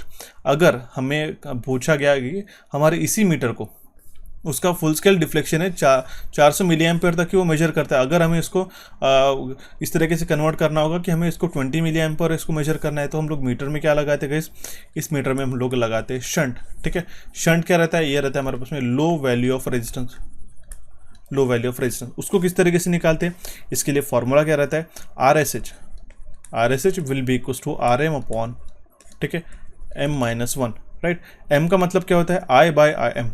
ठीक है, m will be guess to I by I M, right. I क्या है? वो है हमारे पास required full scale. Okay, और I M क्या है? ये हमारे पास में full scale deflection of a current. इस केस में हम लोग मीटर रेजिस्टेंस हमारे पास ऑलरेडी गिवन है, वो है हमारे पास में 0.1। Okay, R M that means हमारे पास 20 m का जो है हमारे पास में मल्टीप्लाइंग फैक्टर। ठीक है, ओके, तो m का हमने ऑलरेडी बता दिया I बाय आई एम। तो I का फुल स्केल करंट कितना चाहिए हमारे पास? 20 एम्पियर का रिक्वायर्ड, और हमारे पास एक्चुअल अवेलेबल कितना है? 400 इंटू 10⁻³ से करेंगे क्योंकि मिली एम्पियर में -1। इसको कम्प्लीटली सॉल्व करते तो हमारे पास में जो वैल्यू आता है वो आता है हमारे पास में 0.02 ओहम्स का। ऑप्शन सी इसका करेक्ट आंसर आ जाएगा। यहीं पे आपको बता देना हो, अगर यहाँ पे ऑप्शन, ये तो ऑप्शन सी में भी ऐसा 48 वगैरह समथिंग रहता है, और यहाँ पे भी हमारे पास में हम लोग मार्क कर सकते थे कि 10 ओम्स वगैरह रहते, तो आप काफ़ी लाइकली चांसेस रहते आप ऐसे लोएस्ट इसको आंसर मार्क कर दो बिना उसको सॉल्व किए गए। ठीक है, यहाँ पे ऑप्शन बी में भी कोई दूसरा रहता है, तो आप ध्यान में रखिएगा जो शंट इस्तेमाल करते हैं, शंट क्या होता है, कभी भी हम लोग एमीटर को जो है, ठीक है, इसकी रेंज एक्सटेंड करानी, मान लो उसकी सिर्फ ये 1 एम्पियर तक मेजर कर रहा है, इसको हमें इसका रेंज एक्सटेंड करानी होगी, तो हम लोग एक लो वैल्यू ऑफ रेजिस्टेंस इसके पैरेलल में कनेक्ट करते हैं, जिसमें से जिसको हम लोग कहते हैं शंट। ओके, अगर हम लोग वोल्टमीटर की बात करते हैं तो वोल्टमीटर के केस में हम लोग क्या करते हैं गाइस, वोल्टमीटर के केस में हम लोग उसके सीरीज में एक रजिस्टर लगा देते हैं, उसको हम लोग कहते हैं मल्टीप्लायर। मल्टीप्लायर का जो वैल्यू रहता है वो रहता है हमारे पास में हाई। ये दोनों भी कॉन्सेप्ट ध्यान में रखना होगा। ऑप्शन सी इसका करेक्ट आंसर आ जाएगा। पढ़ते हुए हमारा नेक्स्ट क्वेश्चन की ओर। क्वेश्चन क्या कह रहा है हमारे पास 60, विच of the following statement is not true pertaining formation of a corona effect in overhead transmission line. Simple पूछा गया है, कोरोना इफेक्ट जो होता है हमारे पास ट्रांसमिशन लाइन में, ओवरहेड ट्रांसमिशन लाइन में, तो उसमें से इसमें से कौन सा स्टेटमेंट जो है करेक्ट नहीं है, तो मैं आपको बता देता हूँ। ऑप्शन ए इसका करेक्ट आंसर आ जाएगा Q. Solid conductor has a irregular surface and hence give a rise to a more corona than a standard conductor। तो यही स्टेटमेंट में जो है गलत बता दिया गया है। इसकी आपको पता होना चाहिए कि रफ और इरेगुलर सरफेस जो है वो हमें मोर कोरोना देता है, बिकॉज उसकी अनइवननेस रहती है हमारे सरफेस की। ठीक है, ठीक है, because of the rough and irregular surface will give the rise to the more corona, because unevenness of the surface वो डिक्रीज करते हैं हमारे पास वैल्यू ऑफ ब्रेकडाउन वोल्टेज। और इसी के कारण जो स्टैंडर्ड कंडक्टर्स रहते हैं, ठीक है, स्टैंडर्ड कंडक्टर्स में और स्टैंडर्ड कंडक्टर्स में इरेगुलर सरफेस रहता है और वो हमें काफ़ी कोरोना देते हैं as compare to the solid conductor. लेकिन यहाँ पे उल्टा ही बोला गया है, इसलिए इसका करेक्ट आंसर आ जाएगा हमारे पास ऑप्शन है, और ये नॉट ट्रू हो जाएगा। काफ़ी कबार एस्पिरेंट्स ये सारे बड़े बड़े आपको जो स्टेटमेंट्स उसको देखने के बाद इसको स्किप कर देते हैं, बिल्कुल नहीं करना है गाइस। थोड़े से आपको पढ़ने में दिक्कत जरूर जाएगी, समझने में दिक्कत जाएगी, लेकिन एक बार आप पढ़ लेते हो, समझ लेते हो, तो अच्छी तरीके से आप इसका करेक्ट आंसर मार्क कर सकते हो। ऑप्शन ए इसका करेक्ट आंसर आ जाएगा। देखते हुए हमारा नेक्स्ट क्वेश्चन की ओर। देखते हुए हमारा नेक्स्ट क्वेश्चन। ओके, सो देखिए क्वेश्चन में क्या पूछा गया, the peak value of RMS value, the peak value RMS value and average value of sinusoidal current is given and calculate the form factor. अगर हमें फॉर्म फैक्टर का वैल्यू निकालना होता है तो उसका रेशियो क्या होता है गाइस, RMS अपॉन एवरेज। ठीक है, RMS अपॉन एवरेज। अभी हमारे पास में RMS का वैल्यू कितना है गाइस, ओके, वो है हमारे पास में 1.414। ओके, और एवरेज वैल्यू हमारे पास में 1.272। इसको अगर आप कंप्लीटली सॉल्व करते हैं तो हमारे पास में जो वैल्यू आता है वो आता है 1.11। ओके, 1.11। ऑप्शन बी इसका करेक्ट आंसर आ जाएगा। सो बढ़ते हुए हमारा नेक्स्ट क्वेश्चन की ओर गाइस। क्वेश्चन क्या है हमारे पास में, the magnetic permeability of a material is defined as a. Magnetic permeability material की किस तरीके से डिफाइन की थी, अभी मैंने आपको बताया था। परमेबिलिटी मतलब क्या होती है, अब इसका रेशियो आपके पूछा गया। ठीक है, देखिएगा वो ध्यान में रखिएगा। Mu will be equals to क्या होता है, वो होता है हमारे पास में B divided by H। Okay, flux density हम लोग B से डिफाइन करते हैं, H होती है हमारे पास में मैग्नेटिक फोर्स। ओके, और ये जो म्यू होता है इसी को हम लोग कहते हैं मैग्नेटिक परमेबिलिटी। ये रेशियो रहता है हमारे पास में magnetic flux density B to the magnetizing force H। Okay, इसको हम लोग म्यू से डिफाइन करते हैं। ऑप्शन ए इसका करेक्ट आंसर आ जाएगा। नेक्स्ट क्वेश्चन है हमारे पास में, एक 4 कलर बैंड है जिसमें कलर कोडिंग बताया गया। अभी तक के जो अभी रिसेंट हम लोग पेपर करा रहे तीनों पेपर में भी ये सेम क्वेश्चन है, same question, that means register के ऊपर क्वेश्चन पूछा गया। तो आपको इसको अच्छी तरीके से पढ़ के जरूर जाइएगा गाइस। हमें 4 बैंड कलर कोडिंग बताई गई है रजिस्टर में, जिसमें ग्रीन, ऑरेंज, येलो और सिल्वर है। तो उसका वैल्यू ऑफ रजिस्टर हमें पूछा गया। तो जो ग्रीन, ऑरेंज, येलो और हमारे पास में सिल्वर बताया गया, तो जो सिल्वर का टॉलरेंस रहता है वो रहता है हमारे पास +-10%। ओके, और ये जो हम लोग ग्रीन, ऑरेंज और येलो से हम लोग वैल्यू निकालते तो वो आती है हमारी 530 किलो ओम्स। ऑप्शन बी इसका करेक्ट आंसर आ जाएगा। इसका जो गाइस हमने शॉर्टकट भी है वो भी हमने टेलीग्राम पे डाल के रखा है, हमारे इंस्टाग्राम पेज पे भी अवेलेबल है। आप चाहे कोई भी इसमें मेथोडोलॉजी लगा सकते हैं, लेकिन ज़रूर एक बार इसकी जो कलर कोडिंग है आप इसको शॉर्टकट वे में या फिर ट्रिक के माध्यम से लर्न करके जा सकते हो, जिससे आपको आसानी से इस क्वेश्चन का मिस ना करना पड़े। ओके, इस क्वेश्चन का करेक्ट आंसर आप आसानी से मार्क कर सको। ऑप्शन बी इसका करेक्ट आंसर आ जाएगा। बढ़ते भी हमारे नेक्स्ट क्वेश्चन की ओर। Question number 64, which of the following statement is not true for a fuse in electrical circuit. Fuse से रिलेटेड इसमें से कौन सा स्टेटमेंट सही नहीं है, तो है हमारा option C, fuse should not melt as when the current exceed the rated value of wire. ऐसा हमें बताया गया, जो उसकी प्रॉपर्टी है उसी का उल्टा बताया गया। इसके में बोला क्या है कि वो मेल्ट नहीं होना चाहिए, हालांकि वो तो मेल्ट ही होना चाहिए कि अगर प्रिस्क्राइब्ड जो वैल्यू है, एक डिफाइंड वैल्यू है, अगर हम लोग यहाँ से 2 एम्पियर का हम लोग फ्यूज़ लगाते हैं और यहाँ पे करंट हमारा 3 एम्पियर होता है, तो ये कह रहा है कि हमारे पास भी फ्यूज़ मेल्ट ही होना चाहिए, तो हमारी गलत बात हो जाएगी, इससे हमारा प्रोटेक्शन ही नहीं मिलेगा। तो ऑब्वियस सी बात ये फ्यूज़ मेल्ट होना चाहिए। ओके, तो ऑप्शन सी इसका करेक्ट आंसर आ जाएगा। नॉट ट्रू टाइप में क्वेश्चन पूछा गया था। नेक्स्ट क्वेश्चन है हमारे पास में, the function of dash in a single phase induction type energy meter is to bring the flux produce by the shunt magnet exactly in quadrature with the applied voltage. तो ये copper shading band का ही function रहता है कि single phase induction type energy metre में, जिसके कारण हमारा जो फ्लक्स प्रोड्यूस होता है शंट मैग्नेट के द्वारा वो एग्जैक्टली क्वाड्रेचर में आते हैं अप्लाइड वोल्टेजेस के। ओके, ऑप्शन बी इसका करेक्ट आंसर आ जाएगा। ओके, नेक्स्ट क्वेश्चन इज, यहाँ पे जो फिगर बताई गई है किसका फिगर है, सेमीकंडक्टर डिवाइस का, हमें ऐसा क्वेश्चन में पूछा गया, ये है हमारे डाई का गाइस। ऑप्शन डी इसका करेक्ट आंसर आ जाएगा। अगर यहाँ पे गेट प्रेजेंट रहता तो होता है हमारे पास में ट्राई। ओके, और ये डाई का आपको स्कीमेटिक आपको बताना जरूरी है। ऑप्शन डी इसका करेक्ट आंसर आ जाएगा। नेक्स्ट क्वेश्चन है, capacitor start induction motor and capacitor start run induction motor are available up to, उसकी जो मैक्सिमम रेटिंग रहती है वो 6 किलोवाट तक ये दोनों भी मोटर्स रहते हैं। काफ़ी यूनिक और काफ़ी इंपॉर्टेंट क्वेश्चन है गाइस, 150 क्वेश्चन अच्छी तरीके से प्रिपेयर करके जाइएगा। इसी के साथ हम लोग जो 2 शिफ्ट का भी हम लोग पेपर सॉल्व कर लेते तो हमारे पास में 450 क्वेश्चन का हम लोग अच्छी तरीके से एनालिसिस कर देते डिटेल में, तो उसको अच्छी तरीके से वॉच करना होगा गाइस। ऑप्शन बी इसका करेक्ट आंसर आ जाएगा। तो बढ़ते हुए हमारा नेक्स्ट क्वेश्चन की ओर गाइस। क्वेश्चन क्या हमारे पास है, find the percentage voltage regulation of a transformer when V20 is a secondary terminal voltage on a no load and V2 is a secondary terminal on a given load। Simple सा percentage regulation आपको calculate करने का formula पूछा गया, वो आप इसका correct answer हमें कमेंट बॉक्स में कमेंट करके बताइएगा। कुछ आपको छोटे मोटे टास्क में दे रहा हूँ सो दैट आप उसको इंटरएक्टिवली सॉल्व कर सको। ठीक है, बढ़ते भी हमारे नेक्स्ट क्वेश्चन की और। क्वेश्चन है हमारा 69, select the statement not true for a height of the fitting for electrical wiring. इसमें से हमें ऐसा कथन हमें चूज करना है जो करेक्ट नहीं है, जो फिटिंग हम लोग करते हैं इलेक्ट्रिकल वायरिंग की उसकी हाइट के बारे में। तो यहाँ पे क्या बताया गया है, ऑप्शन बी में ध्यान से देखिएगा, light plug, power plug, telephone socket और इंटरकॉम सॉकेट, टीवी सॉकेट जो होते हैं वो 1.5 मीटर अबव द फ्लोर हमें फिक्स करने चाहिए, ऐसा हमें पूछा गया है। बट ये गलत है गाइस, ठीक है, गलत हो जाएगा, ध्यान में रखिएगा। उसका जो वैल्यू होता है 2 से लेके 2.5 मीटर के तक होना चाहिए। ऑप्शन बी इसका करेक्ट आंसर आ जाएगा। ठीक है, यही हमारे स्टेटमेंट में गलत आंसर दे दिया था, ऑप्शन बी इसका करेक्ट आंसर आ जाएगा। सो बढ़ते हुए हमारा नेक्स्ट क्वेश्चन की ओर। क्वेश्चन है हमारा 70, विच of the following law of electromagnetic induction obeys the Newton's third law of motion. Newton's third law of motion कौन सा हमारा इलेक्ट्रोमैग्नेटिक इंडक्शन लॉ ऑबे करता है, वो है हमारा लेंजेस लॉ। ऑप्शन डी इसका करेक्ट आंसर आ जाएगा। सिंपल है, ये लेंजेस लॉ ये यूज किया जाता है टू एक्सप्लेन किस तरीके से हमारा इलेक्ट्रोमैग्नेटिक सर्किट है ओबे करते हैं हमारा एनर्जी कंजर्वेशन ऑफ एनर्जी, जो हमें न्यूटन्स थर्ड लॉ में बताता है। ऑप्शन बी इसका करेक्ट आंसर आ जाएगा। बढ़ते हुए हमारे नेक्स्ट क्वेश्चन की और। क्वेश्चन नंबर है 71, तो power factor of a synchronous motor can be. Synchronous motor का पावर फैक्टर आपको पता है उसके एक्साइटेशन के ऊपर डिपेंड करता है, उसके एक्साइटेशन के ऊपर डिपेंड करता है, चाहे वो यूनिटी हो सकता है, लैगिंग हो सकता है, फिर लीडिंग हो सकता है। ऑप्शन सी इसका करेक्ट आंसर आ जाएगा। Next question is, the figure shows the deflection with a respective time due to the damping force in an electrical measuring instrument the system A. अभी यहाँ पे जो सिस्टम ये हमें बताई गई है, ये ए, सेम कॉन्सेप्ट के ऊपर 2 बार क्वेश्चन पूछा, अभी मैंने आपको थोड़ी देर पहले बताई। ये कौन सी सिस्टम है गाइस, ये है हमारी ओवर डैम्प्ड। ऑप्शन डी इसका करेक्ट आंसर आ जाएगा। ठीक है, अगर आपको क्रिटिकली डैम दिखाई दे रही होगी उसका रिस्पॉन्स टाइम थोड़ा कम रहता है। ठीक है, अंडर डैम दिखाई दे रही होगी तो आपको इस तरीके से ध्यान में रखना होगा। सिंपल है, ऑप्शन डी इसका करेक्ट आंसर आ जाएगा। Next question is, armature of a DC machine have a lamination to. DC machine के आर्मेचर में लैमिनेशंस क्यों रहते हैं, इसका एक में कारण है कि जिसके कारण हम लोग एडी करंट लॉसेस, जो सर्कुलेटिंग लॉसेस रहते हैं उसको हम लोग रिड्यूस कर सके। ऑप्शन बी इसका करेक्ट आंसर आ जाएगा। Next question is, the basic d'Arsonval galvanometer can also be converted into an ammeter by connecting a small resistance in parallel with the instrument.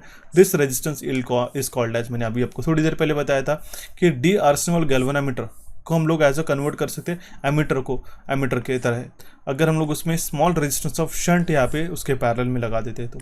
Option C इसका यहाँ पे correct answer आ जाएगा। Simple सा question है, circuit diagram हमने mention किया गई, आपको दी नहीं गई थी, ओके, आपको एक्सप्लेन करने के लिए। सी इसका करेक्ट आंसर आ जाएगा। नेक्स्ट क्वेश्चन है, which of the following properties is not desirable in an insulating material. Insulating material में इसमें से कौन सी प्रॉपर्टी डिजायरेबल नहीं है, जो हमें नहीं चाहिए, ऐसा हमें पूछा गया। क्या उसकी लो डाइलेक्ट्रिक स्ट्रेंथ होनी चाहिए क्या, नहीं, उसकी डाइलेक्ट्रिक स्ट्रेंथ हमेशा हाई होनी चाहिए। इंसुलेटिंग मटेरियल की one of the important property है, इसीलिए इसका करेक्ट आंसर आ जाएगा ऑप्शन ए से। नेक्स्ट क्वेश्चन की ओर बढ़ने से पहले आपको कुछ टॉपिक्स बताना चाहता हूँ जो आपको जीके से इतने सारे हिस्ट्री के आप यहाँ पे टॉपिक देख सकते हो, जहाँ से इंडस वैली सिविलाइजेशन हो गया, वैदिक पीरियड हो गया, Maurya period, Gupta period, ancient history, Delhi सल्तनत, मुगल पीरियड के हो गया। ठीक है, डायनेस्टीज हो गई, वाइसरॉयज थे, अलग अलग ऑर्गेनाइजेशन थे, फाउंडर्स थे, उसके बैटल्स थी, हरप्पन सिविलाइजेशन के क्वेश्चन थे इस हिस्ट्री में। उसके बाद इंडियन पॉलिटी में constitution, union government, state government, local body, local government judiciaries है। यहाँ से वर्ल्ड ज्योग्राफी में आप सारे टॉपिक्स देख सकते हो, mineral, soil, latitude, longitude, time क्या होता है, स्टेट्स और उसकी पोजीशन क्या है, ये सारे टॉपिक्स प्लस स्टैटिक जीके की सारे इंपॉर्टेंट टॉपिक्स जो है आपको जो बार बार क्वेश्चंस बनते हैं ना गाइस एग्जामिनेशन में, उसका हमने काफ़ी दिनों पहले इसका कोर्स रिलीज़ किया था और ये अभी भी डिस्काउंटेड प्राइस पे हम लोग प्रोवाइड कर रहे हैं। बेस्ट 500 प्लस जीके कोर्स है। यहाँ पे सिर्फ आपको क्वेश्चंस नहीं देखने को मिलेगा, यहाँ पे आपको मोस्ट इंपॉर्टेंट जो है डेटा आपको देखने को मिलेगा भर भर के आपको यहाँ पे डेटा मिलेगा, जो आपको हिस्ट्री, ज्योग्राफी, पॉलिटी और स्टैटिक जीके इन सारे टॉपिक से आपके मोस्ट ऑफ द क्वेश्चंस हर एक एग्जामिनेशन में कवर करता है। चाहे आपको एसएससी जेईई की हो, मध्य प्रदेश के एग्जामिनेशन हो, UPPCL, India all India level पे ये वर्क करता है गाइस, ठीक है। इसको आपको ज्वाइन करना होगा, इस बापा 50 इस कूपन कोड को लगा के 125 रुपीज़ में आप इसको ज्वाइन कर सकते हो। इसको ज्वाइन करने के लिए आप कोचिफाई का ऐप डाउनलोड कर सकते हो गाइस। उसको डाउनलोड करने के बाद आप इस जीके के कोर्स को अभी से आप प्रैक्टिस करना शुरू कर दीजिएगा। मल्टीपल क्वेश्चन जो आपको नॉन टेक्निकल से बनते हैं वो आपको अच्छी तरीके से यहाँ से प्रिपेयर हो जाएगा। डेफिनेटली इसका फायदा उठाएगा। इस सारे चारों टॉपिक्स 4-in-1 ये कोर्स है हमारा, इसको आप जाके अच्छी तरीके से यूटिलाइज कीजिएगा। ओके, बढ़ते अभी हमारे नेक्स्ट क्वेश्चन की ओर देखते हैं। हमारा नेक्स्ट क्वेश्चन नंबर है 76। विच of the following lamp has a highest lumen पर वैट।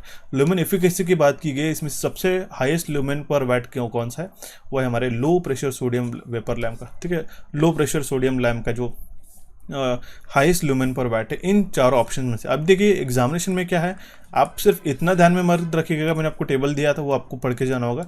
इसमें आपको ऑप्शंस को देख के आंसर मार्क करना रहता है। होता क्या, कभी कभार ऑप्शन में सेकंड लास्ट दिया जाता है गाइस, ठीक है। हम लोग तो सबसे बॉटम या फिर सबसे टॉपमोस्ट पता करते हैं, लेकिन सेकंड लास्ट के साथ बाकी ऑप्शंस कंपेयर किए जाते हैं। आप समझने की कोशिश कीजिएगा और इसी में हम लोग गलत आंसर मार्क करके आ जाते हैं गाइस। ऐसा गलती बिल्कुल भी नहीं करना है। नेक्स्ट क्वेश्चन की ओर बढ़ते हैं। हमारा क्वेश्चन क्या है, when a dielectric is subjected to AC voltage the electrical energy is absorbed by the material, this energy called as. जब भी डाइलेक्ट्रिक को एसी वोल्टेज अप्लाई कर दिया जाता है तो कुछ इलेक्ट्रिकल एनर्जी उस मटेरियल में एब्जॉर्ब की जाती है, उसी को हम लोग कहते हैं डाइलेक्ट्रिक लॉस। ऑप्शन ए इसका करेक्ट आंसर आ जाएगा। नेक्स्ट क्वेश्चन है, डीसी जनरेटर यहाँ पे जो शो किया गया है, ये जो बताया गया है, ये कौन सा डीसी जनरेटर है। सिंपल है, आप इसके जो शंट फील्ड रहता है वो किसके अक्रॉस में कनेक्टेड है। अगर ये जो टर्मिनल यहाँ पे ना कनेक्ट होते, यहाँ पे कनेक्ट रहता था इसके, तो ये लॉन्ग शंट होता, लेकिन यहाँ पे डायरेक्टली आर्मेचर के इसमें कनेक्ट किया गया है। अब देखिएगा इस काफ़ी सारे कन्फ्यूजन इसको लॉन्ग शंट मार्क करके आएंगे, क्योंकि यहाँ पर डायरेक्टली इस तरह के सर्किट डायग्राम देखेंगे, क्योंकि उनको एक आदत रहती है स्टैंडर्ड सर्किट डायग्राम देखने की, ठीक है। ये कंसिडर कर लेंगे कि यहाँ पे इसका सीरीज फील्ड है और इसके अक्रॉस में कनेक्ट किया था, ये लॉन्ग शंट है। देखते बार आंसर मार्क करके आएंगे, गलत हो जाएगा। इसका करेक्ट आंसर है हमारा ऑप्शन ए, ठीक है। लॉन्ग शंट ये है हमारा, इस तरीके से एग्जैक्ट डायग्राम आता है शॉर्ट शंट का, कि उसकी जो आर्मेचर है उसके अक्रॉस में शंट फील्ड कनेक्ट किया जाता है। अगर ये यहाँ कनेक्ट ना होते हुए बदले यहाँ पे कनेक्टेड रहता तो हम लोग इसको लॉन्ग शंट कह सकते थे। ऑप्शन ए इसका करेक्ट आंसर आ जाएगा। सो बढ़ते अभी हमारे नेक्स्ट क्वेश्चन की ओर। क्वेश्चन क्या कह रहा है, what is the maximum number of electrons allowed in each orbit of an atom where n is a numbered orbit। Okay, यहाँ पे पूछा गया है what is the maximum number of electrons allowed in each orbit of atom, जहाँ पे n है ये हमारा एक नंबर्ड ऑर्बिट है, तो है हमारा 2n² इसका करेक्ट आंसर आ जाएगा। ऑप्शन बी इसका करेक्ट आंसर है। सिंपल है, ठीक है, 2n²। ओके, जहाँ पे n जो है ये n क्या डिफाइन करता है, ये बताता है हमारा it gives the number of shell from the nucleus. Simple सा क्वेश्चन था। Next question is select the two statement and select the correct option considering for MG set. Motor generator set से related इसमें से दो statement बताए गए, कौन सा सही कौन सा गलत हमें पूछा गया है। इंडक्शन जनरेटर सेट ये हमारा रिवर्सिबल नहीं है, स्टेटमेंट करेक्ट है गाइस, ठीक है, कि इंडक्शन मोटर जनरेटर सेट हमारा रिवर्सिबल नहीं है, इंपॉर्टेंट है। At high load synchronous motor generator sets falls out of a synchronism, correct है। अगर हम लोग लोड ज़्यादा लगाते थे तो उसके ऊपर भी इफेक्ट होता है सिंक्रोनस मोटर में, मशीन में कि उसका जो सिंक्रोनस स्पीड रहता है, ठीक है, वो आउट ऑफ सिंक्रोनिज्म चला जाता है। ऐसा तो नहीं कि कांस्टेंट स्पीड मशीन है तो सिंक्रोनस स्पीड पे ही रन होता रहेगा, कितना भी लोड अप्लाई कर, नहीं, ये आउट ऑफ सिंक्रोनिज्म हो जाता है। ओके, ऑप्शन बी इसका करेक्ट आंसर रहेगा। दोनों भी स्टेटमेंट इसके करेक्ट है।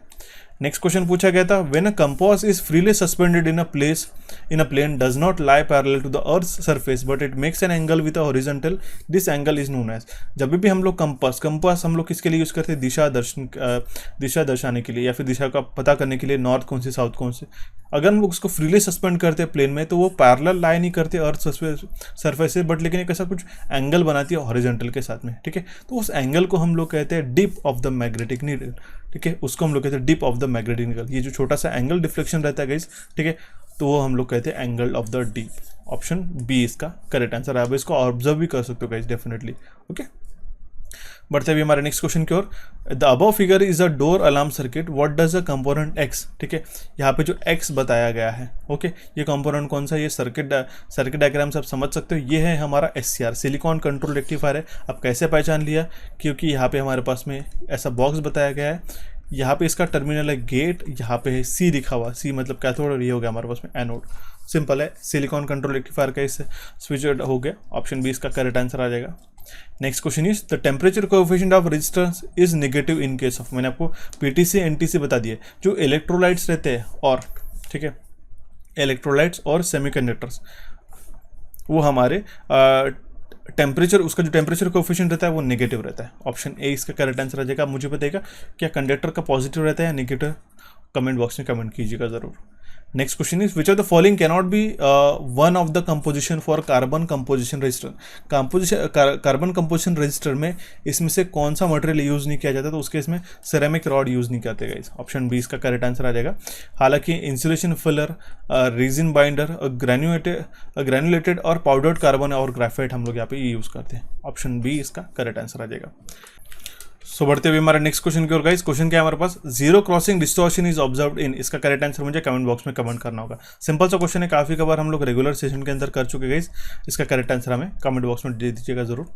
Next question is what is the state of a low and high output in astable multifiber.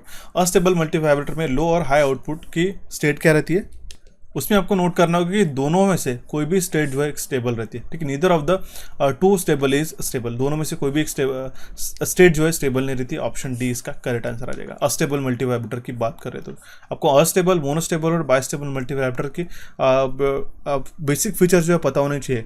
Astable mono vibrator astable रहता है, मोनोस्टेबल में एक स्टेबल स्टेट रहती है और एक क्वासी स्टेबल स्टेट रहती है। बाइस्टेबल में क्या होता है, बाइस्टेबल में आपको सिंपल है, दो स्टेबल स्टेट रहती है, ठीक है, और दो ट्रिगर पल्सेस भी वहाँ पे रहती है। ऑप्शन डी इसका करेक्ट आंसर आ जाएगा। Next question is which of the following statement is not true for armature reaction. Armature reaction से रिलेटेड इसमें से कौन सा स्टेटमेंट करेक्ट नहीं है, ध्यान में रखना का वो है ऑप्शन ए, जो है ऑप्शन बी इसका करेक्ट आंसर आ जाएगा। Distortion of main field flux along the air gap periphery is called as a cross. वैसे गलती से हमने ऑप्शन सी पढ़ लिया, ऑप्शन ए इसका करेक्ट आंसर है। ऑप्शन सी का जो कंटेंट यहाँ पे आ गया था, ऑप्शन सी में क्या बताया गया, जो armature flux strengthen the main flux बताया गया। अभी मैंने आपको थोड़ी देर पहले हालांकि पढ़ा चुका हूँ कि आर्मेचर फ्लक्स वीक कर देते हैं हमारे मेन फ्लक्सेस को, और इसी में से नॉट ट्रू बताया गया है, तो ऑप्शन ए इसका करेक्ट आंसर आ जाएगा। That means armature flux strengthen the main field flux is a statement invalid, not true. Option A इसका करेक्ट आंसर आ जाएगा। नेक्स्ट क्वेश्चन है हमारे पास में, अगर हमारे पास I5, I4, I3 और I2 20, 12 और 10 और 15 है, तो हमारे पास में वैल्यू ऑफ I1 की वैल्यू पूछी गई। I1 है इनकमिंग गाइस, ठीक है, मैं आपको मार्क कर देता हूँ, अगर आपको नहीं आ रहा होगा तो समझ में। ये है I2, ठीक है, ये इसकी जो डायरेक्शन है इनकमिंग है, इनकमिंग है, ये भी हमारे पास इनकमिंग है। I3 के अगर हम लोग इस नोड की बात करें तो I4, ठीक है, और ये हो गया हमारे पास में I5, ये आउट गोइंग है, ठीक है। I1, I2, I3 और I1, I2, I3 हमारे पास में एडिशन है, ठीक है। तो I1 का हमें वैल्यू पूछा गया, तो हम लोग निकाल सकते हैं I1 plus I2 plus I3 will be equals to I4 plus I5। Okay, तो I1 का हमें वैल्यू पता करना गया, I2 का वैल्यू हमें कितना बताया गया है, 15 है, ठीक है, प्लस I3 का हमारे पास में वैल्यू हमारे पास बताया गया है, वो जो कि हमारे पास में 10 है, which is equals to I4 का वैल्यू कितना है हमारे पास में 12, और I5 का वैल्यू है हमारे पास में वो है 20, ठीक है। 20 plus 12 will be equals to 32, और उसमें से हम लोग ये जो 15 प्लस 25 15 होकर 15 प्लस 10 करते तो कितना हो जाएगा हमारे पास, 25 माइनस 25 करते, ठीक है, तो इसका जो वैल्यू आता है वो आता है 7 एम्पियर। मतलब I1 का करेक्ट आंसर आ जाएगा हमारा ऑप्शन बी 7 एम्पियर। सिंपल सा क्वेश्चन था, किस तरीके से निकाला हमने, किरचॉफ्स करंट लॉ हमें बताता है, जो हमें बताता है sum of incoming currents coming to the node is equals to sum of currents living that node, ठीक है। I1, I2, I3 हमारे इस नोड की तरफ आ रहा है, और I4 और I5 में इस नोड को लीव कर रहा है, तो उसका समेशन जो है सिमिलर ही रहता है, इक्वल रहता है। ऑप्शन बी इसका करेक्ट आंसर आ जाएगा।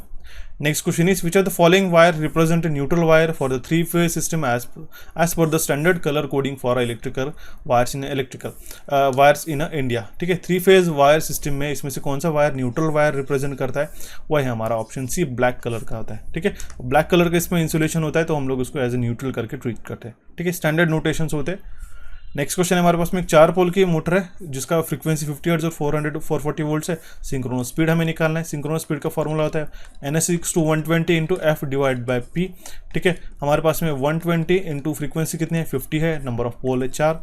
ठीक है, ये आ जाएगा हमारे पास में 30 into 50 will be to 1500 RPM revolution per minute हम लोग कहते हैं। काफ़ी कबार RPS में भी वैल्यू बताई जाती है, तो भी आपको ध्यान में रखना होता है। रिवॉल्यूशन पर सेकंड होता है। ओके, उसको 60 से आप फैक्टर से डिवाइड कर सकते हो, तो आप उसको वैल्यू भी आप निकाल सकते हो। तो ऑप्शन सी इसका करेक्ट आंसर आ जाएगा गाइस। बढ़ते हुए हमारे पास नेक्स्ट क्वेश्चन की ओर। नेक्स्ट क्वेश्चन क्या कह रहे हैं, which among the task and activities is being recommended for highest illuminance range. देखिए, हाईएस्ट इल्यूमिनेंस रेंज में इसमें से कौन सी टास्क या फिर कौन सी एक्टिविटी हम लोग कर सकते हैं, ओके, या फिर रिकमेंड किए गए। तो कलर मैचिंग में हमें हाईएस्ट इल्यूमिनेशन की रिक्वायरमेंट रहती है, तो ऑप्शन बी इसका करेक्ट आंसर आ जाएगा। ओके, ग्राइंडिंग, मिक्सिंग, ड्राइंग और टैबलेटिंग में नहीं आता है। ठीक है, फाइन केमिकल फिनिशिंग में नहीं आती, कंट्रोल रूम में नहीं रखते, तो कलर मैचिंग में हमसे हमें जो है हाईएस्ट इल्यूमिनेशन की रिक्वायरमेंट रहती है। सो बढ़ते हुए हमारे नेक्स्ट क्वेश्चन की ओर गाइस। क्वेश्चन क्या है हमारे पास में, how many limbs are there in a shell type transformer. Shell type transformer में कितने लिम्स रहते हैं, ये क्वेश्चन काफ़ी इंपॉर्टेंट है। इसमें 4 तरीके के क्वेश्चन आपको पूछ जाते हैं, वो आपको अभी बता देता हूँ। अभी हमें शेल टाइप ऑफ ट्रांसफार्मर में बताया गया, तो हमें सिंगल फेज ही कंसिडर करना होगा। यहाँ पे अनलेस एंड अनटिल हमें बताया नहीं गया, और उस तरीके से ऑप्शन में भी नहीं है हमारे पास। तो शेल टाइप ट्रांसफार्मर में लिम्स रहते हैं 3। अभी आपको लिम्स और योक में काफ़ी लोगों को दिक्कत जाती है। तो जो ऊपर का आपको जो फ्लक्स पाथ का जो हमें कोर मिलता है, इसको हम लोग कहते हैं योक। ठीक है, ऊपर और नीचे जो हॉरिजॉन्टल रहता है उसको हम लोग कहते हैं योक, और जो वर्टिकल है उसको हम लोग कहते हैं लिम्ब। ये जो वर्टिकल है ये एक लिम्ब होगी, दूसरी लिम्ब होगी। देखिए, सिंगल फेज ट्रांसफार्मर में बेसिकली 2 हमारे पास में ट्रांसफार्मर के टाइप रहता है, एक रहता है कोर और दूसरा रहता है शेल। कोर में हमारे पास में सिंगल फेज ट्रांसफार्मर में 2 लिम्ब रहते हैं वर्टिकल, 2 योक रहते हैं। उसी तरीके से शेल टाइप में हमारे पास में 3 लिम्स होती है। ओके, जिसका करेक्ट आंसर आ जाएगा हमारे पास ऑप्शन 3, ऑप्शन बी, और 2 हमारे पास में योक्स रहते हैं। अगर हम लोग इसी केस में शेल टाइप और कोर टाइप में 3 फेज और 3 फेज कोर और 3 फेज शेल टाइप की अगर हम लोग बात करते हैं, तो यहाँ पे हमारे पास वैल्यूज और भी बढ़ जाती है लिम्स की और योक्स की, तो वो आपको रिस्पेक्टिवली ध्यान में रखना होगा। ये नोट कीजिएगा, हॉरिजॉन्टल होता है हमारे पास ऊपर और नीचे का वो yoke, vertical these are the limbs. Option B इसका करेक्ट आंसर आ जाएगा। नेक्स्ट क्वेश्चन है, नेक्स्ट स्लाइड में मैंने आपको कोर टाइप और शेल टाइप ट्रांसफार्मर के एक कुछ डिटेल में आपको डिफरेंस दिया है in the form of table. इसको अच्छी तरीके से स्क्रीनशॉट लेके आपके डायरी में नोट डाउन करके चलिएगा, डेफिनेटली आपको काम में आएगा। इसके बावजूद और भी आपको यहाँ पे देखने को मिलेगा, नेक्स्ट स्लाइड में भी है। दोनों भी स्लाइड का स्क्रीनशॉट लेके आप नोट डाउन कीजिएगा, डेफिनेटली आपको यूजफुल लगेगा। ओके, बढ़ते हुए हमारे पास, और हाँ गाइस, इसको स्किप में बिल्कुल भी मत कीजिएगा, क्योंकि दोनों स्लाइड पे भी आपको सेम काफ़ी फंडामेंटल डेटा और आपको इंपॉर्टेंट डेटा मिलेगा, और यहाँ से आपको एग्जामिनेशन में क्वेश्चन पूछे जाते हैं, तो इसको बिल्कुल भी स्किप मत कीजिएगा। बढ़ते हुए हमारे नेक्स्ट क्वेश्चन की ओर। क्वेश्चन है हमारे पास में 93, विच of the following is not one of the method employed for a soldering. Soldering से रिलेटेड अभी तक से 3 से 4 क्वेश्चन बन चुके हैं, आप काउंट कर रहे होंगे तो ठीक है, वो आप सेशन जरूर जाके देखिएगा। इसमें से कौन सी मेथड हम लोग नहीं लगाते, सिर्फ मेथड के ऊपर क्वेश्चन पूछा गया। तो टॉर्च सोल्डरिंग हम लोग ये मेथड यूज नहीं करते। डिप सोल्डरिंग, वेव सोल्डरिंग और सोल्डरिंग आयन। सोल्डरिंग आयन आपको आपने देखा होगा कि इस तरीके से सोल्डरिंग आयन रहता है, इसमें टिप रहता है जो हॉट होता है। ओके, उसका जो टिप है वो एक हीट अटेंड कर लेता है, उसके कारण हम लोग मेल्ट करते हैं। डिप सोल्डरिंग मतलब क्या होता है, अगर हमें पीसीबी में ठीक है मैन्युफैक्चरिंग करना है, तो हम लोग हर एक कंपोनेंट की जगह सोल्डरिंग करते बैठेंगे का नहीं, तो हम लोग क्या करते हैं, एक सोल्डरिंग पॉट तैयार करते हैं इस तरीके से, यहाँ पे सोल्डर मेल्ट किया जाता है ठीक है, काफ़ी हाई टेम्परेचर में। इस पीसीबी को ही सारे कंपोनेंट डाल के इसमें पूरा एक बार का डुबा देते हैं ठीक है। तो जहाँ जब इसको सोल्डर पकड़ना है वो सोल्डर फटाफट पकड़ लेता है, इसके कारण काफ़ी कम समय के अंदर हम लोग मैक्सिमम सोल्डर अचीव कर सकते हैं। तो ये उसको हम लोग डिप सोल्डरिंग भी कहते हैं। ओके, सारे मेथड्स मैंने हालांकि बता चुका हूँ, जरूर वॉच कीजिएगा। तो टॉर्च सोल्डरिंग ये हमारी मेथड हम लोग सोल्डरिंग में इस्तेमाल नहीं करते। ऑप्शन बी इसका करेक्ट आंसर आ जाएगा। नेक्स्ट क्वेश्चन हमें आई रूल से पूछा गया था गाइस, कि हमें क्या बताया गया कि what should be the horizontal clearance when the line passes adjacent to the building of a low and medium voltage line। Low and medium voltage line में अगर एडजेसेंट बिल्डिंग कोई पास हो रही है और वहाँ पे सर्विस लाइन है, तो as per the rule number 79 of 1956 I rules, Indian electricity rule, उसका डिस्टेंस कितना होना चाहिए, क्लियरेंस कितना होना चाहिए, ये तो आपको ध्यान में रखना होगा। ये होता है हमारे पास में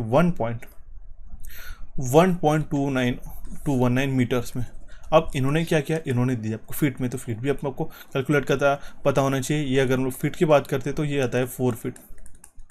दोनों भी वैल्यूज ध्यान में रखिएगा। ऑप्शन ए इसका करेक्ट आंसर आ जाएगा। ठीक है, बढ़ते अभी हमारे पास नेक्स्ट क्वेश्चन की ओर। If the bias Q point is set as near to the middle of the load line, ठीक है, अगर क्यू पॉइंट हमारे लोड लाइन के मिडल में आता है तो हमारा कौन सा क्लास का एम्पलीफायर है, तो वो है हमारा class A amplifier. Option C इसका करेक्ट आंसर आ जाएगा। ऑपरेटिंग पॉइंट क्यू होता है, ठीक है, ये अगर हमारे middle of the load line है तो ये हमारे क्लास ए एम्पलीफायर का सर्किट डायग्राम होता है या फिर ऑपरेटिंग कैरेक्टरिस्टिक्स रहती है।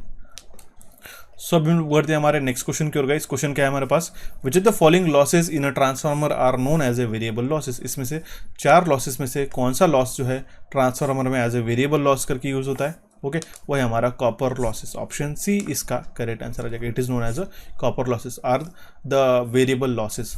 Okay, next question is commonly used casing are made from, ठीक है, जो आपके घर पे काफ़ी कबार, हालांकि आप काफ़ी कम जगह यूज़ की जाते हैं। ओके, कंसील कंड्यूट वायरिंग भी हालांकि हम लोग यूज़ करते हैं, बट काफ़ी जगह आपको अभी भी देखने को मिल सकते हैं इस तरीके से केसिंग केपिंग। ओके, तो केसिंग केपिंग जो रहती है हमारी पीवीसी की रहती है, पॉलीविनिल क्लोराइड की। ठीक है, ऑप्शन डी इसका करेक्ट आंसर आ जाएगा। नेक्स्ट क्वेश्चन है हमारा question number 98। The alternating current passing through a circuit is being I is equals to, okay, I is equals to 141.4 sine of 314.2 t। तो हमें एक RMS वैल्यू हमें पता करनी है। अगर इसको हम लोग कंपेयर करते हैं हमारे स्टैंडर्ड का इक्वेशन के साथ, जो इंस्टेंटेनियस करंट आता है वो आता है हमारे पास में IM sine of omega T. ओमेगा का वैल्यू क्या होता है 2πf, राइट। तो हम लोग IM का जो हमें वैल्यू, इसको हम लोग कंपेयर करें तो ये आता है हमारे पास में 141.1, ओके।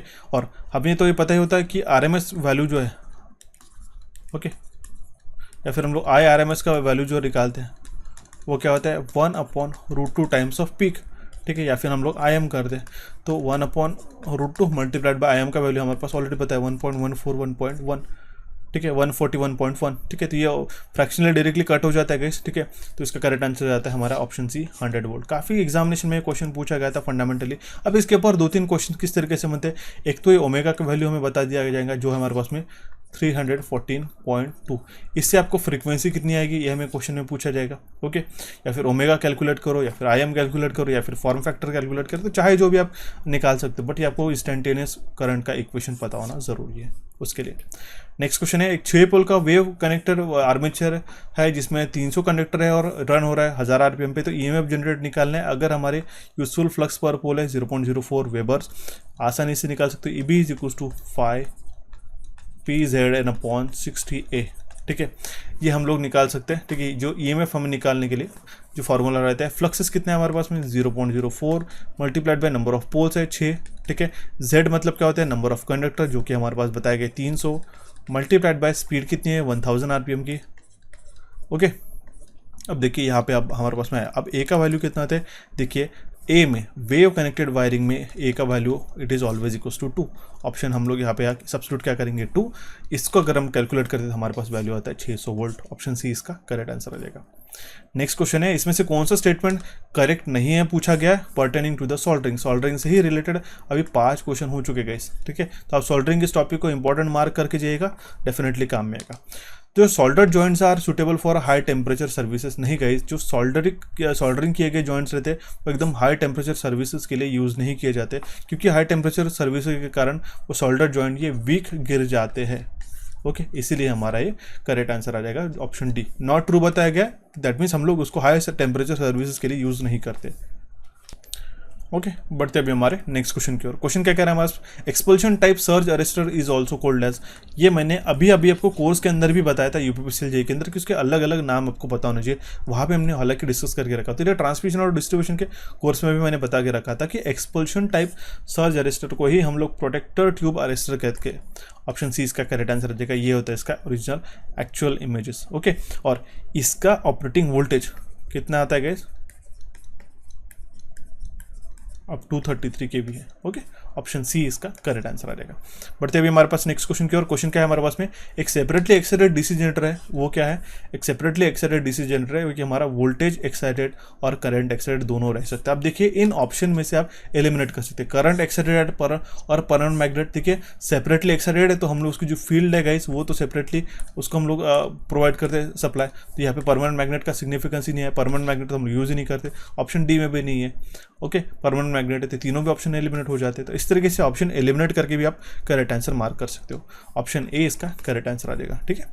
बढ़ते अभी हमारे नेक्स्ट क्वेश्चन की ओर गाइस। क्वेश्चन है 103, which materials are most suitable to be used as a multiplier to increase the range of electrical measurement. ठीक है, एज अ मल्टीप्लायर अभी मैंने आपको बताया था, ठीक है, कि वोल्टेज को हमें वोल्ट मीटर की रेंज बढ़ाने के लिए हम लोग हाई वैल्यू ऑफ रेजिस्टेंस उसके सीरीज में कनेक्ट करते हैं। ठीक है, अब इस रेजिस्टेंस को हम लोग एज अ मल्टीप्लायर करके भी कहते हैं। ठीक है, उसका मटेरियल हमें पूछा गया, उसमें हम लोग मैग्नीन और कॉन्स्टेंटाइन का इस्तेमाल करते हैं। इसका कारण क्या है कि सबसे पहली तो बात है उसके रेजिस्टिविटी जो है, ओके, उसकी जो रेजिस्टिविटी काफ़ी हाई है और उसका जो टेम्परेचर कोएफिशिएंट है ना गाइस वो काफ़ी कम है। मतलब क्या है, अगर हमारा टेम्परेचर बढ़ता या घटता है सिग्निफिकेंटली तो उसके रेजिस्टेंस के ऊपर कोई भी फर्क नहीं आता है। तो वो उसी के कारण हम लोग कॉन्स्टेंटाइन और मैग्नीन इस मटेरियल का सूटेबली यूज़ करते हैं। ओके, ऑप्शन डी इसका करेक्ट आंसर आ जाएगा। ओके, बढ़ते हुए हमारा नेक्स्ट क्वेश्चन की ओर गाइस। क्वेश्चन सिंपल सा है, हमारे पास में एक हॉल है हमारे। ठीक है, ओके, एक हॉल है, इस हॉल का साइज़ कितना है 15 बाय 15। ओके, 15 मीटर में लेंथ में है। ठीक है, और 15 मीटर ब्रेथ में। ओके, तो उसको एलिमिनेट करना है हमें 40 लक्स के साथ में। अगर हमारे पास में ये लैम्प की एफिशिएंसी हर एक लैम्प की, ठीक है, 60 ल्यूमेन पर वाट, यूटिलाइजेशन फैक्टर भी बताया गया है, कैंडल पावर डिप्रिसिएशन है 25% का, तो टोटल कितना वाट हमें रिक्वायर्ड रहेगा, हमें क्वेश्चन में पूछा गया। ओके, इसके लिए जो लुमिनस फ्लक्स रहते हैं, ओके, एल्फा, उसको हम लोग किस तरीके से लेते हैं, एफिशिएंसी ईटा से हम लोग मल्टीप्लाई करते हैं, multiplied by utilization factor, multiplied by हम लोग depreciation factor, multiplied by N into N मतलब नंबर ऑफ लैम्प्स, या फिर हम लोग डायरेक्टली हम लोग उसको इग्नोर भी कर सकते हैं, multiplied bye lamp wattage. Okay, तो इस केस में ई का जो वैल्यू आता है, ओके, और यहाँ पे जो इल्यूमिनेशन देखिए लुमिनस फ्लक्स जो है, ठीक है, ये होता है हमारे पास में ई मल्टीप्लाइड बाय ए, राइट। तो हमें पूछा क्या गया गाइस, ठीक है, ठीक है, इल्यूमिनेशन मल्टीप्लाइड बाय ए, तो हमारे पास में जो फ्लक्सेस कितने हैं, ई कितना है हमारे पास में 40 है। ओके, 40 है हमारे पास में, मल्टीप्लाइड बाय एरिया, एरिया हम लोग किस तरीके से निकालते हैं, लेंथ इनटू ब्रेड्थ, तो 15 का स्क्वायर हो जाएगा हमारे पास में। ओके, इसका जो वैल्यू आता है वो आता है हमारे पास में 9000 लुमेन। ये अभी तक सिर्फ हमारा L5 का ही वैल्यू है, अभी हमें कलर चेंज करना पड़ेगा सो दैट कन्फ्यूज ना हो। अब हम लोग एन इनटू लैम्प्स, ठीक है, इस फैक्टर को यहाँ पे लेफ्ट हैंड साइड लेके आते तो हमारे पास में जो वैल्यू बनेगी, ठीक है, ये L5 का जो वैल्यू है या हमारे पास में वो 9000 डिवाइडेड बाय ईटा इफिशिएंसी कितना है गाइस, या फिर हम लोग कह सकते हैं इफिशिएंसी कितना है 60 हमारे पास, 60 ल्यूमेन पर वाट, 60 से हमें मल्टीप्लाई कर दिया। यूटिलाइजेशन फैक्टर कितना है 0.6 है, 0.6 है, मल्टीप्लाइड बाय उसका डेप्रिसिएशन फैक्टर है 25% है, तो 25 बाय 100 करना पड़ेगा, या फिर डायरेक्टली 0.25 भी ले सकते हो, तो 0.25 का वैल्यू सब्स्टिट्यूट करोगे तो हमें वैल्यू मिलता है 1000 वाट। 1000 वाट मतलब ये क्या होता है 1 किलोवाट। ऑप्शन सी इसका करेक्ट आंसर आ जाएगा। काफ़ी इंपॉर्टेंट क्वेश्चन था गाइज, इसलिए मैंने आपको कह चुका होगा इसके आपको जेईई लेवल के एग्जामिनेशन के लिए भी काफ़ी क्वेश्चंस काम में आने वाले हैं। ओके, नेक्स्ट क्वेश्चन है, एक सर्किट में यहाँ पे हमारे पास में 9 वोल्ट की बैटरी है और 3.3 किलो ओम का रेजिस्टेंस है। करंट हम लोग आसानी से निकाल सकते हैं गाइज, वोल्टेज हमारा ओम्स लॉ लगा कि V divide by R, voltage हमारे पास 9 डिवाइड बाय 3.3, वैल्यू आ जाता है 2.73 मिली एम्पियर्स। ऑप्शन बी इसका करेक्ट आंसर आ जाएगा। Next question is, specific resistance is always specified by at a standard temperature, it is usually, हमें देखिएगा इस स्पेसिफिक टेम्परेचर जो है यूजुअली 20 डिग्री से लेके 25 डिग्री सेंटीग्रेड ही बताया जाता है, तो हमारा करेक्ट आंसर है ऑप्शन सी। अब क्यों ऐसा होता है, क्योंकि अगर हम लोग इसको स्टैंडर्ड 25 डिग्री ना ले तो काफ़ी अलग अलग ऐसे चांसेस हो सकते हैं कि कोई बोल सकते हैं हमारा जो रेजिस्टेंस है, ठीक है, इसका इसका वैल्यू है 15, ठीक है, उन्होंने टेम्परेचर पे बताया 25 डिग्री सेंटीग्रेड, हमने घर पे आके 40 डिग्री सेंटीग्रेड पे चेक किया तो हमें वैल्यू यहाँ पे 16 या 17 मिल रहा है। तो इसीलिए एक स्पेसिफाई किया जाता है कि जो स्पेसिफिक रेजिस्टेंस है मटेरियल का हमारा 25 डिग्री सेंटीग्रेड से। ओके, ऑप्शन सी इसका करेक्ट आंसर आ जाएगा। और इसके लिए भी फॉर्मूला भी आता है जो आपको पता होना चाहिए, R will be equals to R reference multiplied by 1 plus alpha T minus T reference, ठीक है, ये आपको पता होना जरूरी है। Option C will be the correct answer in this case. Next question is, the process of shaping and finishing the hole already made by drill, एक drill के द्वारा जो होल किया गया है उसको फिनिशिंग और शेप करना होगा, उसी को हम लोग कहते हैं रीमिंग। ऑप्शन सी इसका करेक्ट आंसर आ जाएगा। इंपॉर्टेंट है guys, reaming, tapping, counter boring, counter sinking और counter drilling plus spot facing क्या होती है आपको पता होना जरूरी है। ऑप्शन सी इसका करेक्ट आंसर आ जाएगा। इंपॉर्टेंट है, मशीन टूल्स के बारे में क्वेश्चन था।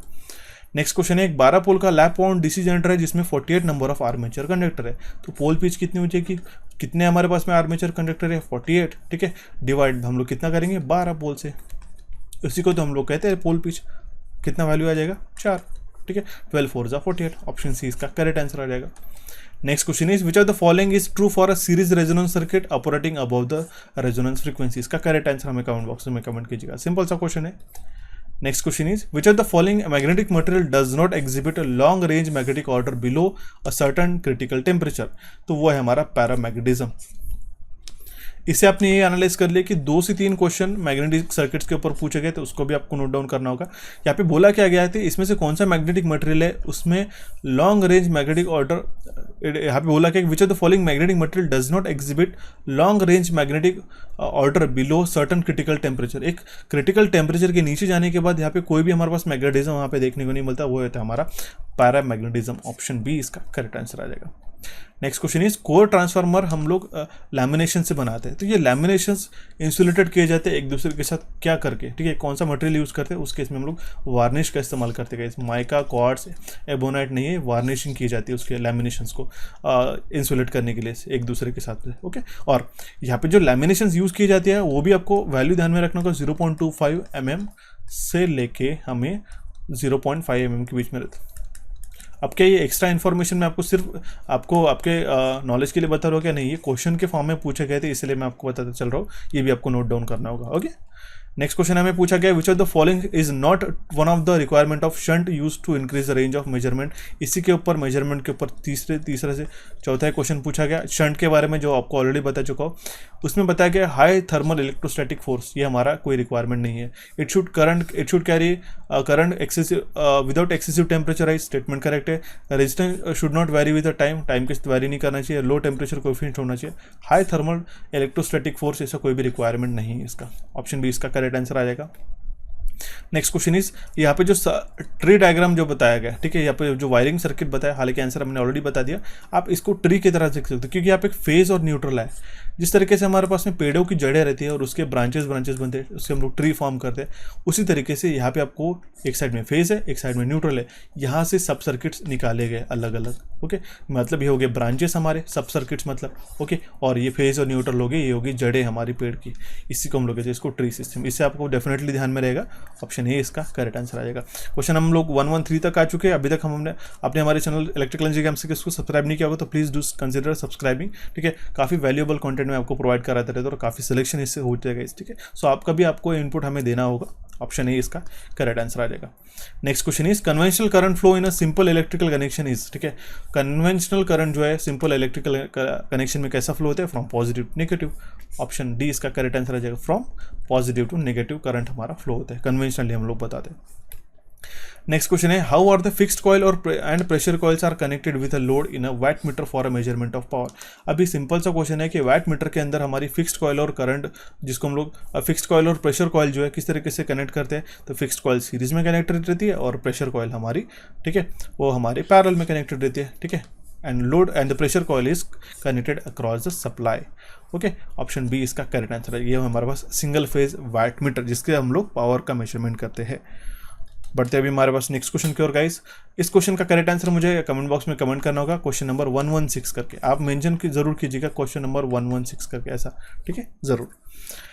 नेक्स्ट क्वेश्चन है हमारा शाफ्ट टॉर्क हमेशा लेस रहता है as compare to the armature torque. जो हमें आर्मेचर से टॉर्क जो हमें वहाँ पे प्रोड्यूस होता है वो शाफ्ट टॉर्क से मतलब ज़्यादा रहता है, या फिर हम लोग कह सकते हैं शाफ्ट टॉर्क हमेशा कम रहता है एज कम्पेयर टू द जो टॉर्क हमें आर्मेचर में जनरेट होता है। इसका कारण क्या है, ये इसका कारण है कि इसमें स्ट्रे लॉसेस हमें देखने को मिलते हैं, ओके, स्ट्रे लॉसेस के कारण ये चीज़ हमें देखने को मिलती है। नेक्स्ट क्वेश्चन है हमारे पास में metal halide lamp is a, ठीक है, जो मेटल हैलाइड लैम्प है जो एक हमारा गैस डिस्चार्ज लैम्प है, ऑप्शन ए इसका करेक्ट आंसर आ जाएगा। सिंपल सा क्वेश्चन था, इसका भी एलिमिनेशन में हमने कवर अप करा के रखा है, अगर आपने नहीं देखा होगा तो ज़रूर आप जाके वॉच करके आइएगा गाइस, ठीक है। आप काफ़ी सारे इनसाइट्स और काफ़ी सारे क्वेश्चंस आपको आज से देखने को मिलेंगे, ओके। बढ़ते अभी हमारे नेक्स्ट क्वेश्चन की ओर। क्वेश्चन क्या है हमारे पास में, among the following type of lamp which one has a lowest typical life. इन चारों ऑप्शन में से अगर हम लोग बात करते गाइस, सबसे लो लाइफ तो रहती है इनकैंडेसेंट बल्ब की, इनकैंडेसेंट बल्ब की रहती है, ठीक है, जो 750 से 2000 के बीच में रहती है। लेकिन अगर हम लोग 4 ऑप्शंस की बात करते हैं, जैसे मैंने अभी आपको बताया था, इसमें से हो जाएगा हैलोजन लैम्प। हैलोजन लैम्प की बात की जाए तो 2000 से 4000 4500 तक ही उसका आवर्स की उसकी लाइफ रहती है। ओके, तो इसीलिए मैं आपको बताता हूँ हमेशा ऑप्शन की तो पढ़ के ही आपको आंसर मार्क करने होगी। ऑप्शन सी इसका करेक्ट आंसर आ जाएगा। नेक्स्ट क्वेश्चन है हमारे पास में, फ्लेमिंग्स राइट हैंड रूल के तहत जो हमारे 4 फिंगर, थंब और मिडिल फिंगर हमें राइट हैंड पे एक म्यूचुअली हम लोग राइट एंगल पे बनाते हैं एक दूसरे के साथ, तो 4 फिंगर हमें क्या इंडिकेट करता है? 4 फिंगर मतलब ये होगा हमारा फर्स्ट फिंगर, ठीक है। तो ये हमें मैग्नेटिक फील्ड बताता है, direction of magnetic field. Thumb हमें बताता है मोशन या फिर थ्रस्ट, और हमारा मिडिल फिंगर बताता है डायरेक्शन ऑफ द करंट। ये होता है राइट हैंड रूल। ये हमें जनरेटर के लिए यूज़ होता है, ठीक है। उसी तरीके से मोटर के लिए कौन सा यूज़ होता है? Fleming's left hand rule. Simple है, आपको मैंने ऑलरेडी बता दिया। नेक्स्ट क्वेश्चन है हमारे पास, the ratio of minimum fusing current to the current rating of the fuse element is called. तो हमें रेशियो पता करना है, the ratio of minimum fusing current to the current rating of the fuse, it is called as a fusing factor. And you should know that कि fusing factor वो हमेशा greater than 1 रहता है। ये क्वेश्चन एग्जामिनेशन में बना था अभी रिसेंटली, ध्यान में जरूर रखिएगा, और इसका डेफिनेशन भी आपको पता होना जरूरी है। ऑप्शन ए इसका करेक्ट आंसर आ जाएगा। नेक्स्ट क्वेश्चन है, the use of damper winding in synchronous motor. Synchronous motor में डैम्पर वाइंडिंग का एक फंडामेंटल एक काम होता है कि उसमें स्टार्टिंग टॉर्क वो प्रोवाइड कर सके। ऑप्शन सी इसका करेक्ट आंसर जाएगा। उसको सेल्फ स्टार्टिंग मशीन बनाने के लिए हम लोग डैम्पर वाइंडिंग का इस्तेमाल करते हैं। सो एज अ वो इंडक्शन मशीन करके यूज़ होती है, और देन ग्रेजुअली वो सिंक्रोनस स्पीड पे रन होना शुरू होती है। ओके, और इसके कारण हंटिंग भी हम लोग रिड्यूस करते हैं गाइस। ओके, अगर वो भी ऑप्शन में रहते तो वो भी आपका करेक्ट आंसर हो जाता। Next question is, which of the following DC motor is suitable for constant speed application requiring medium starting torque such as centrifugal pump and fans and blower. उसके लिए शंट मोटर का इस्तेमाल करते हैं, क्योंकि हमें पता है शंट मोटर एक हमारी कांस्टेंट स्पीड मशीन है। ओके, कांस्टेंट स्पीड एप्लीकेशन के लिए इस्तेमाल किया जाता है, जैसे कि मीडियम स्टार्टिंग टॉर्क के जो एप्लीकेशन है, सेंट्रीफ्यूगल पंप हो गया, हमारे फैंस और ब्लोअर, इस केस में हम लोग शंट मोटर का इस्तेमाल करते हैं।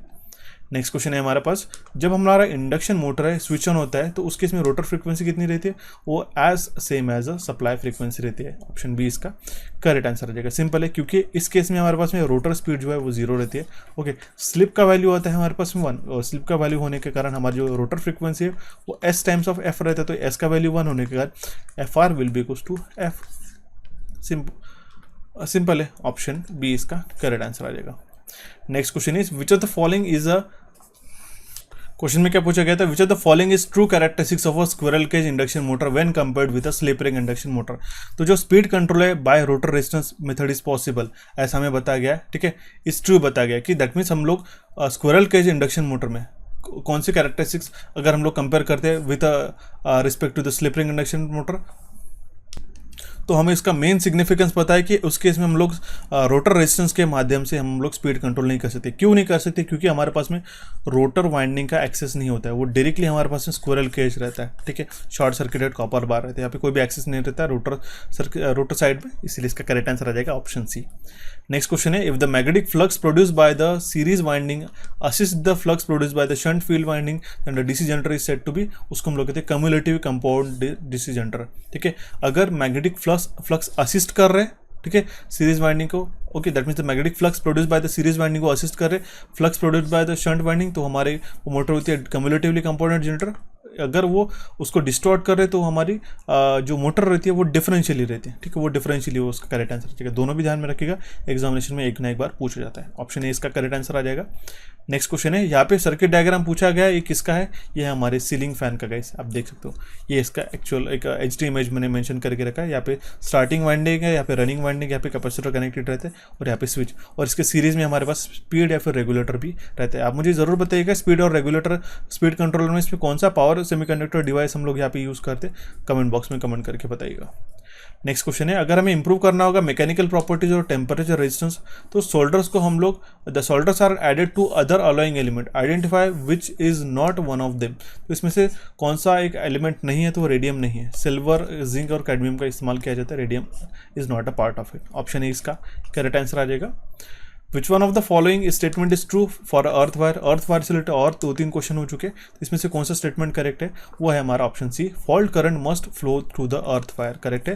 जो हमारा फॉल्ट करंट है वो अर्थ वायर से इजीली फ्लो होना चाहिए। क्वेश्चन 130, सिंपल सा क्वेश्चन है गाइस, जरूर देखिएगा। The alternating current passing through a circuit is being by I equals to 200 sin 314 2t, calculate the instantaneous value of the current when t is equal to 0.02 second. Instantaneous value निकालनी है current की जब हमारा time रहेगा 0.02 second का। Simple सा question है, आप थोड़ा सा दिमाग लगेगा, इसका करेक्ट आंसर आप विद इन अ सेकंड आप अगर अच्छी तरीके से पढ़ाई कर रहे हो तो इसका करेक्ट आंसर मार्क कर पाओगे। ओके, इसका करेक्ट आंसर हमें कमेंट बॉक्स में कमेंट कीजिएगा। कुछ मैंने आपको टास्क दिए, जरूर आपको उसको कंप्लीट करना होगा।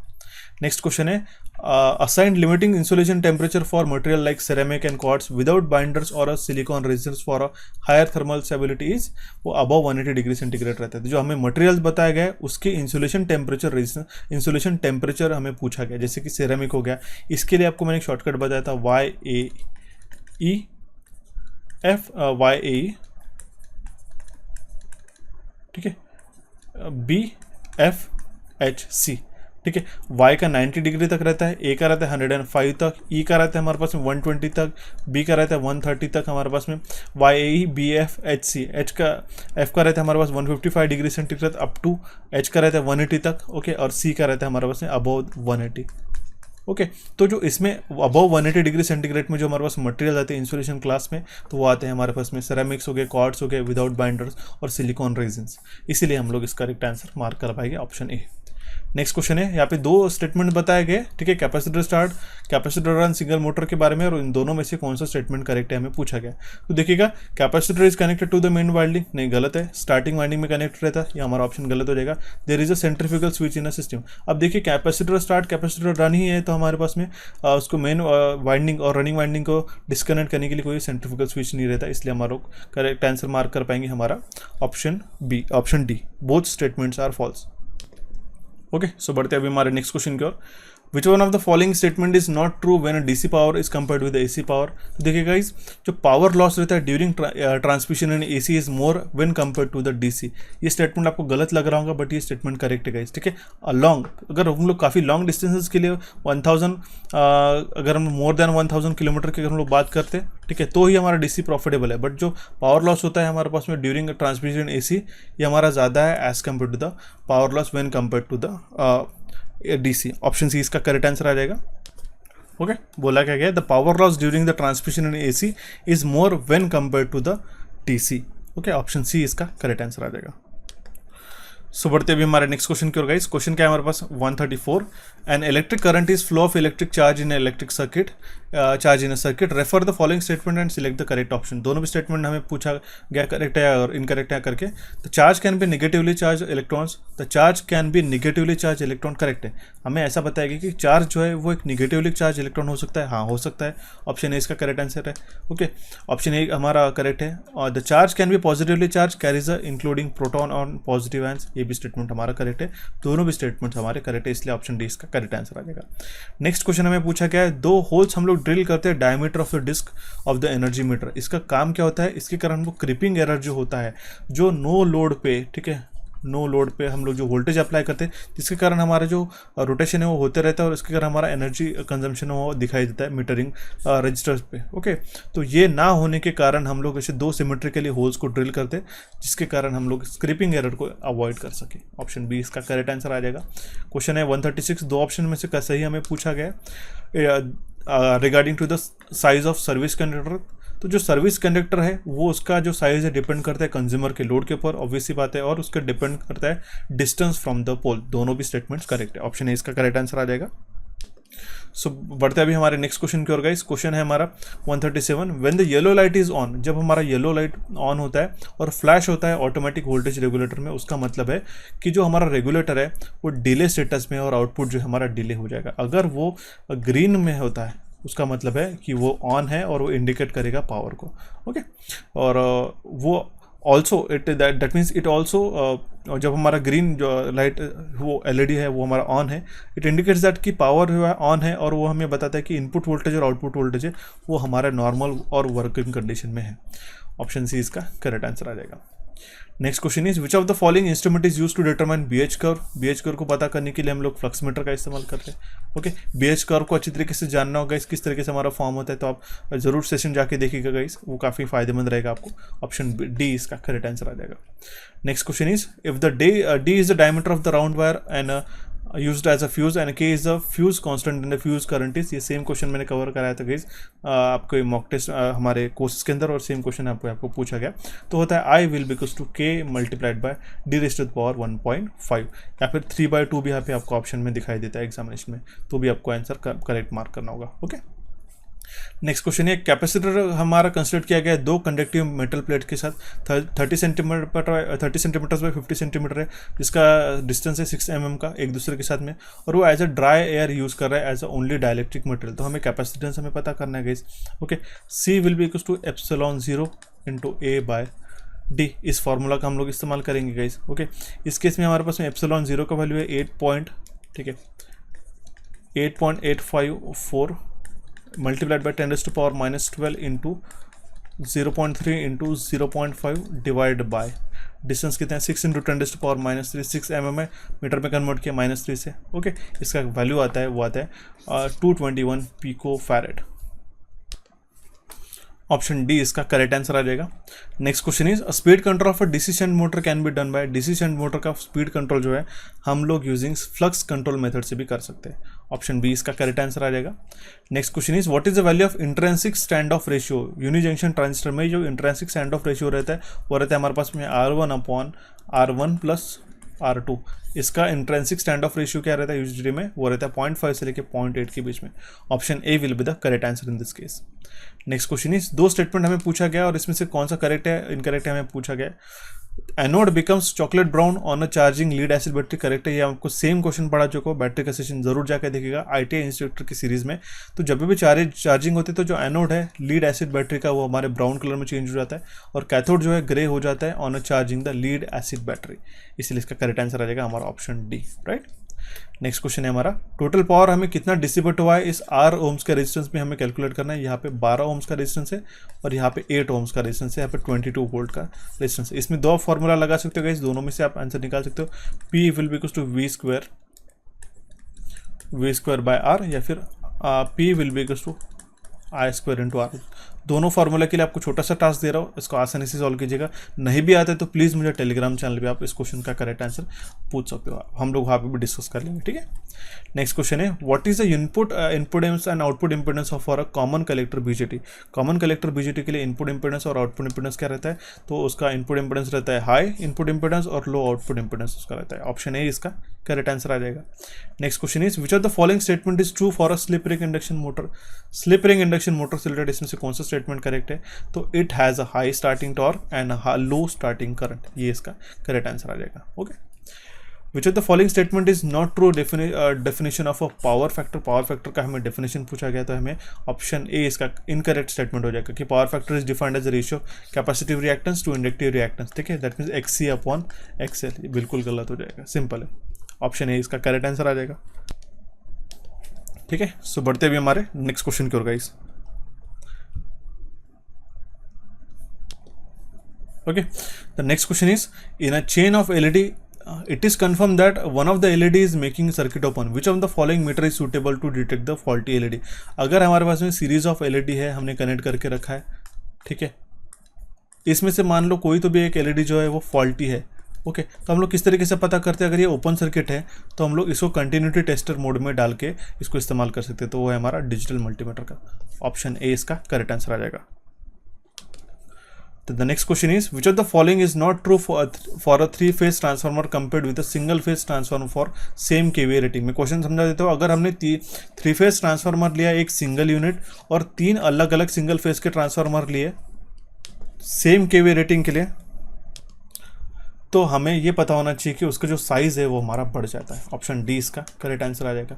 The last question of our session is दो ऑप्शंस बताए गए, इसमें से 3 ऑप्शंस बताए गए, कौन सा करेक्ट है। Electrical poles can be used to support. Electrical poles हम लोग किसको सपोर्ट करने के लिए यूज़ करते हैं, एडवर्टाइजिंग बोर्ड के लिए क्या, टीवी केबल के, डेटा केबल के लिए नहीं गाइस, तीनों के लिए हम लोग यूज़ नहीं करते, सिर्फ पावर केबल्स के लिए यूज़ करते हैं। All the statements are false, इसका करेक्ट आंसर आ गया था। ये थे गाइस हमारे कंप्लीट 150 क्वेश्चंस। आई होप आपको सेशन काफ़ी अच्छा अच्छी तरीके से समझ में आएगा। इस सेशन को आपके दोस्तों के साथ शेयर कीजिएगा, इस सेशन को लाइक कीजिएगा। हमारे चैनल कोचिफायर इलेक्ट्रिकल इंजीनियरिंग एमसीक्यूज को यहाँ पे आप क्लिक करके सब्सक्राइब कर सकते हो। पुराने सेशन को वॉच करने के लिए यहाँ पे आप डेफिनेटली क्लिक करके वॉच कर सकते हो। टेलीग्राम को ज्वाइन कीजिएगा और हमारे ऐप को डाउनलोड करके कोर्सेज को डेफिनेटली ज्वाइन कीजिएगा। So thank you for watching this session. Have a nice day. मिलते हैं अभी हमारे नेक्स्ट सेशन में जल्दी।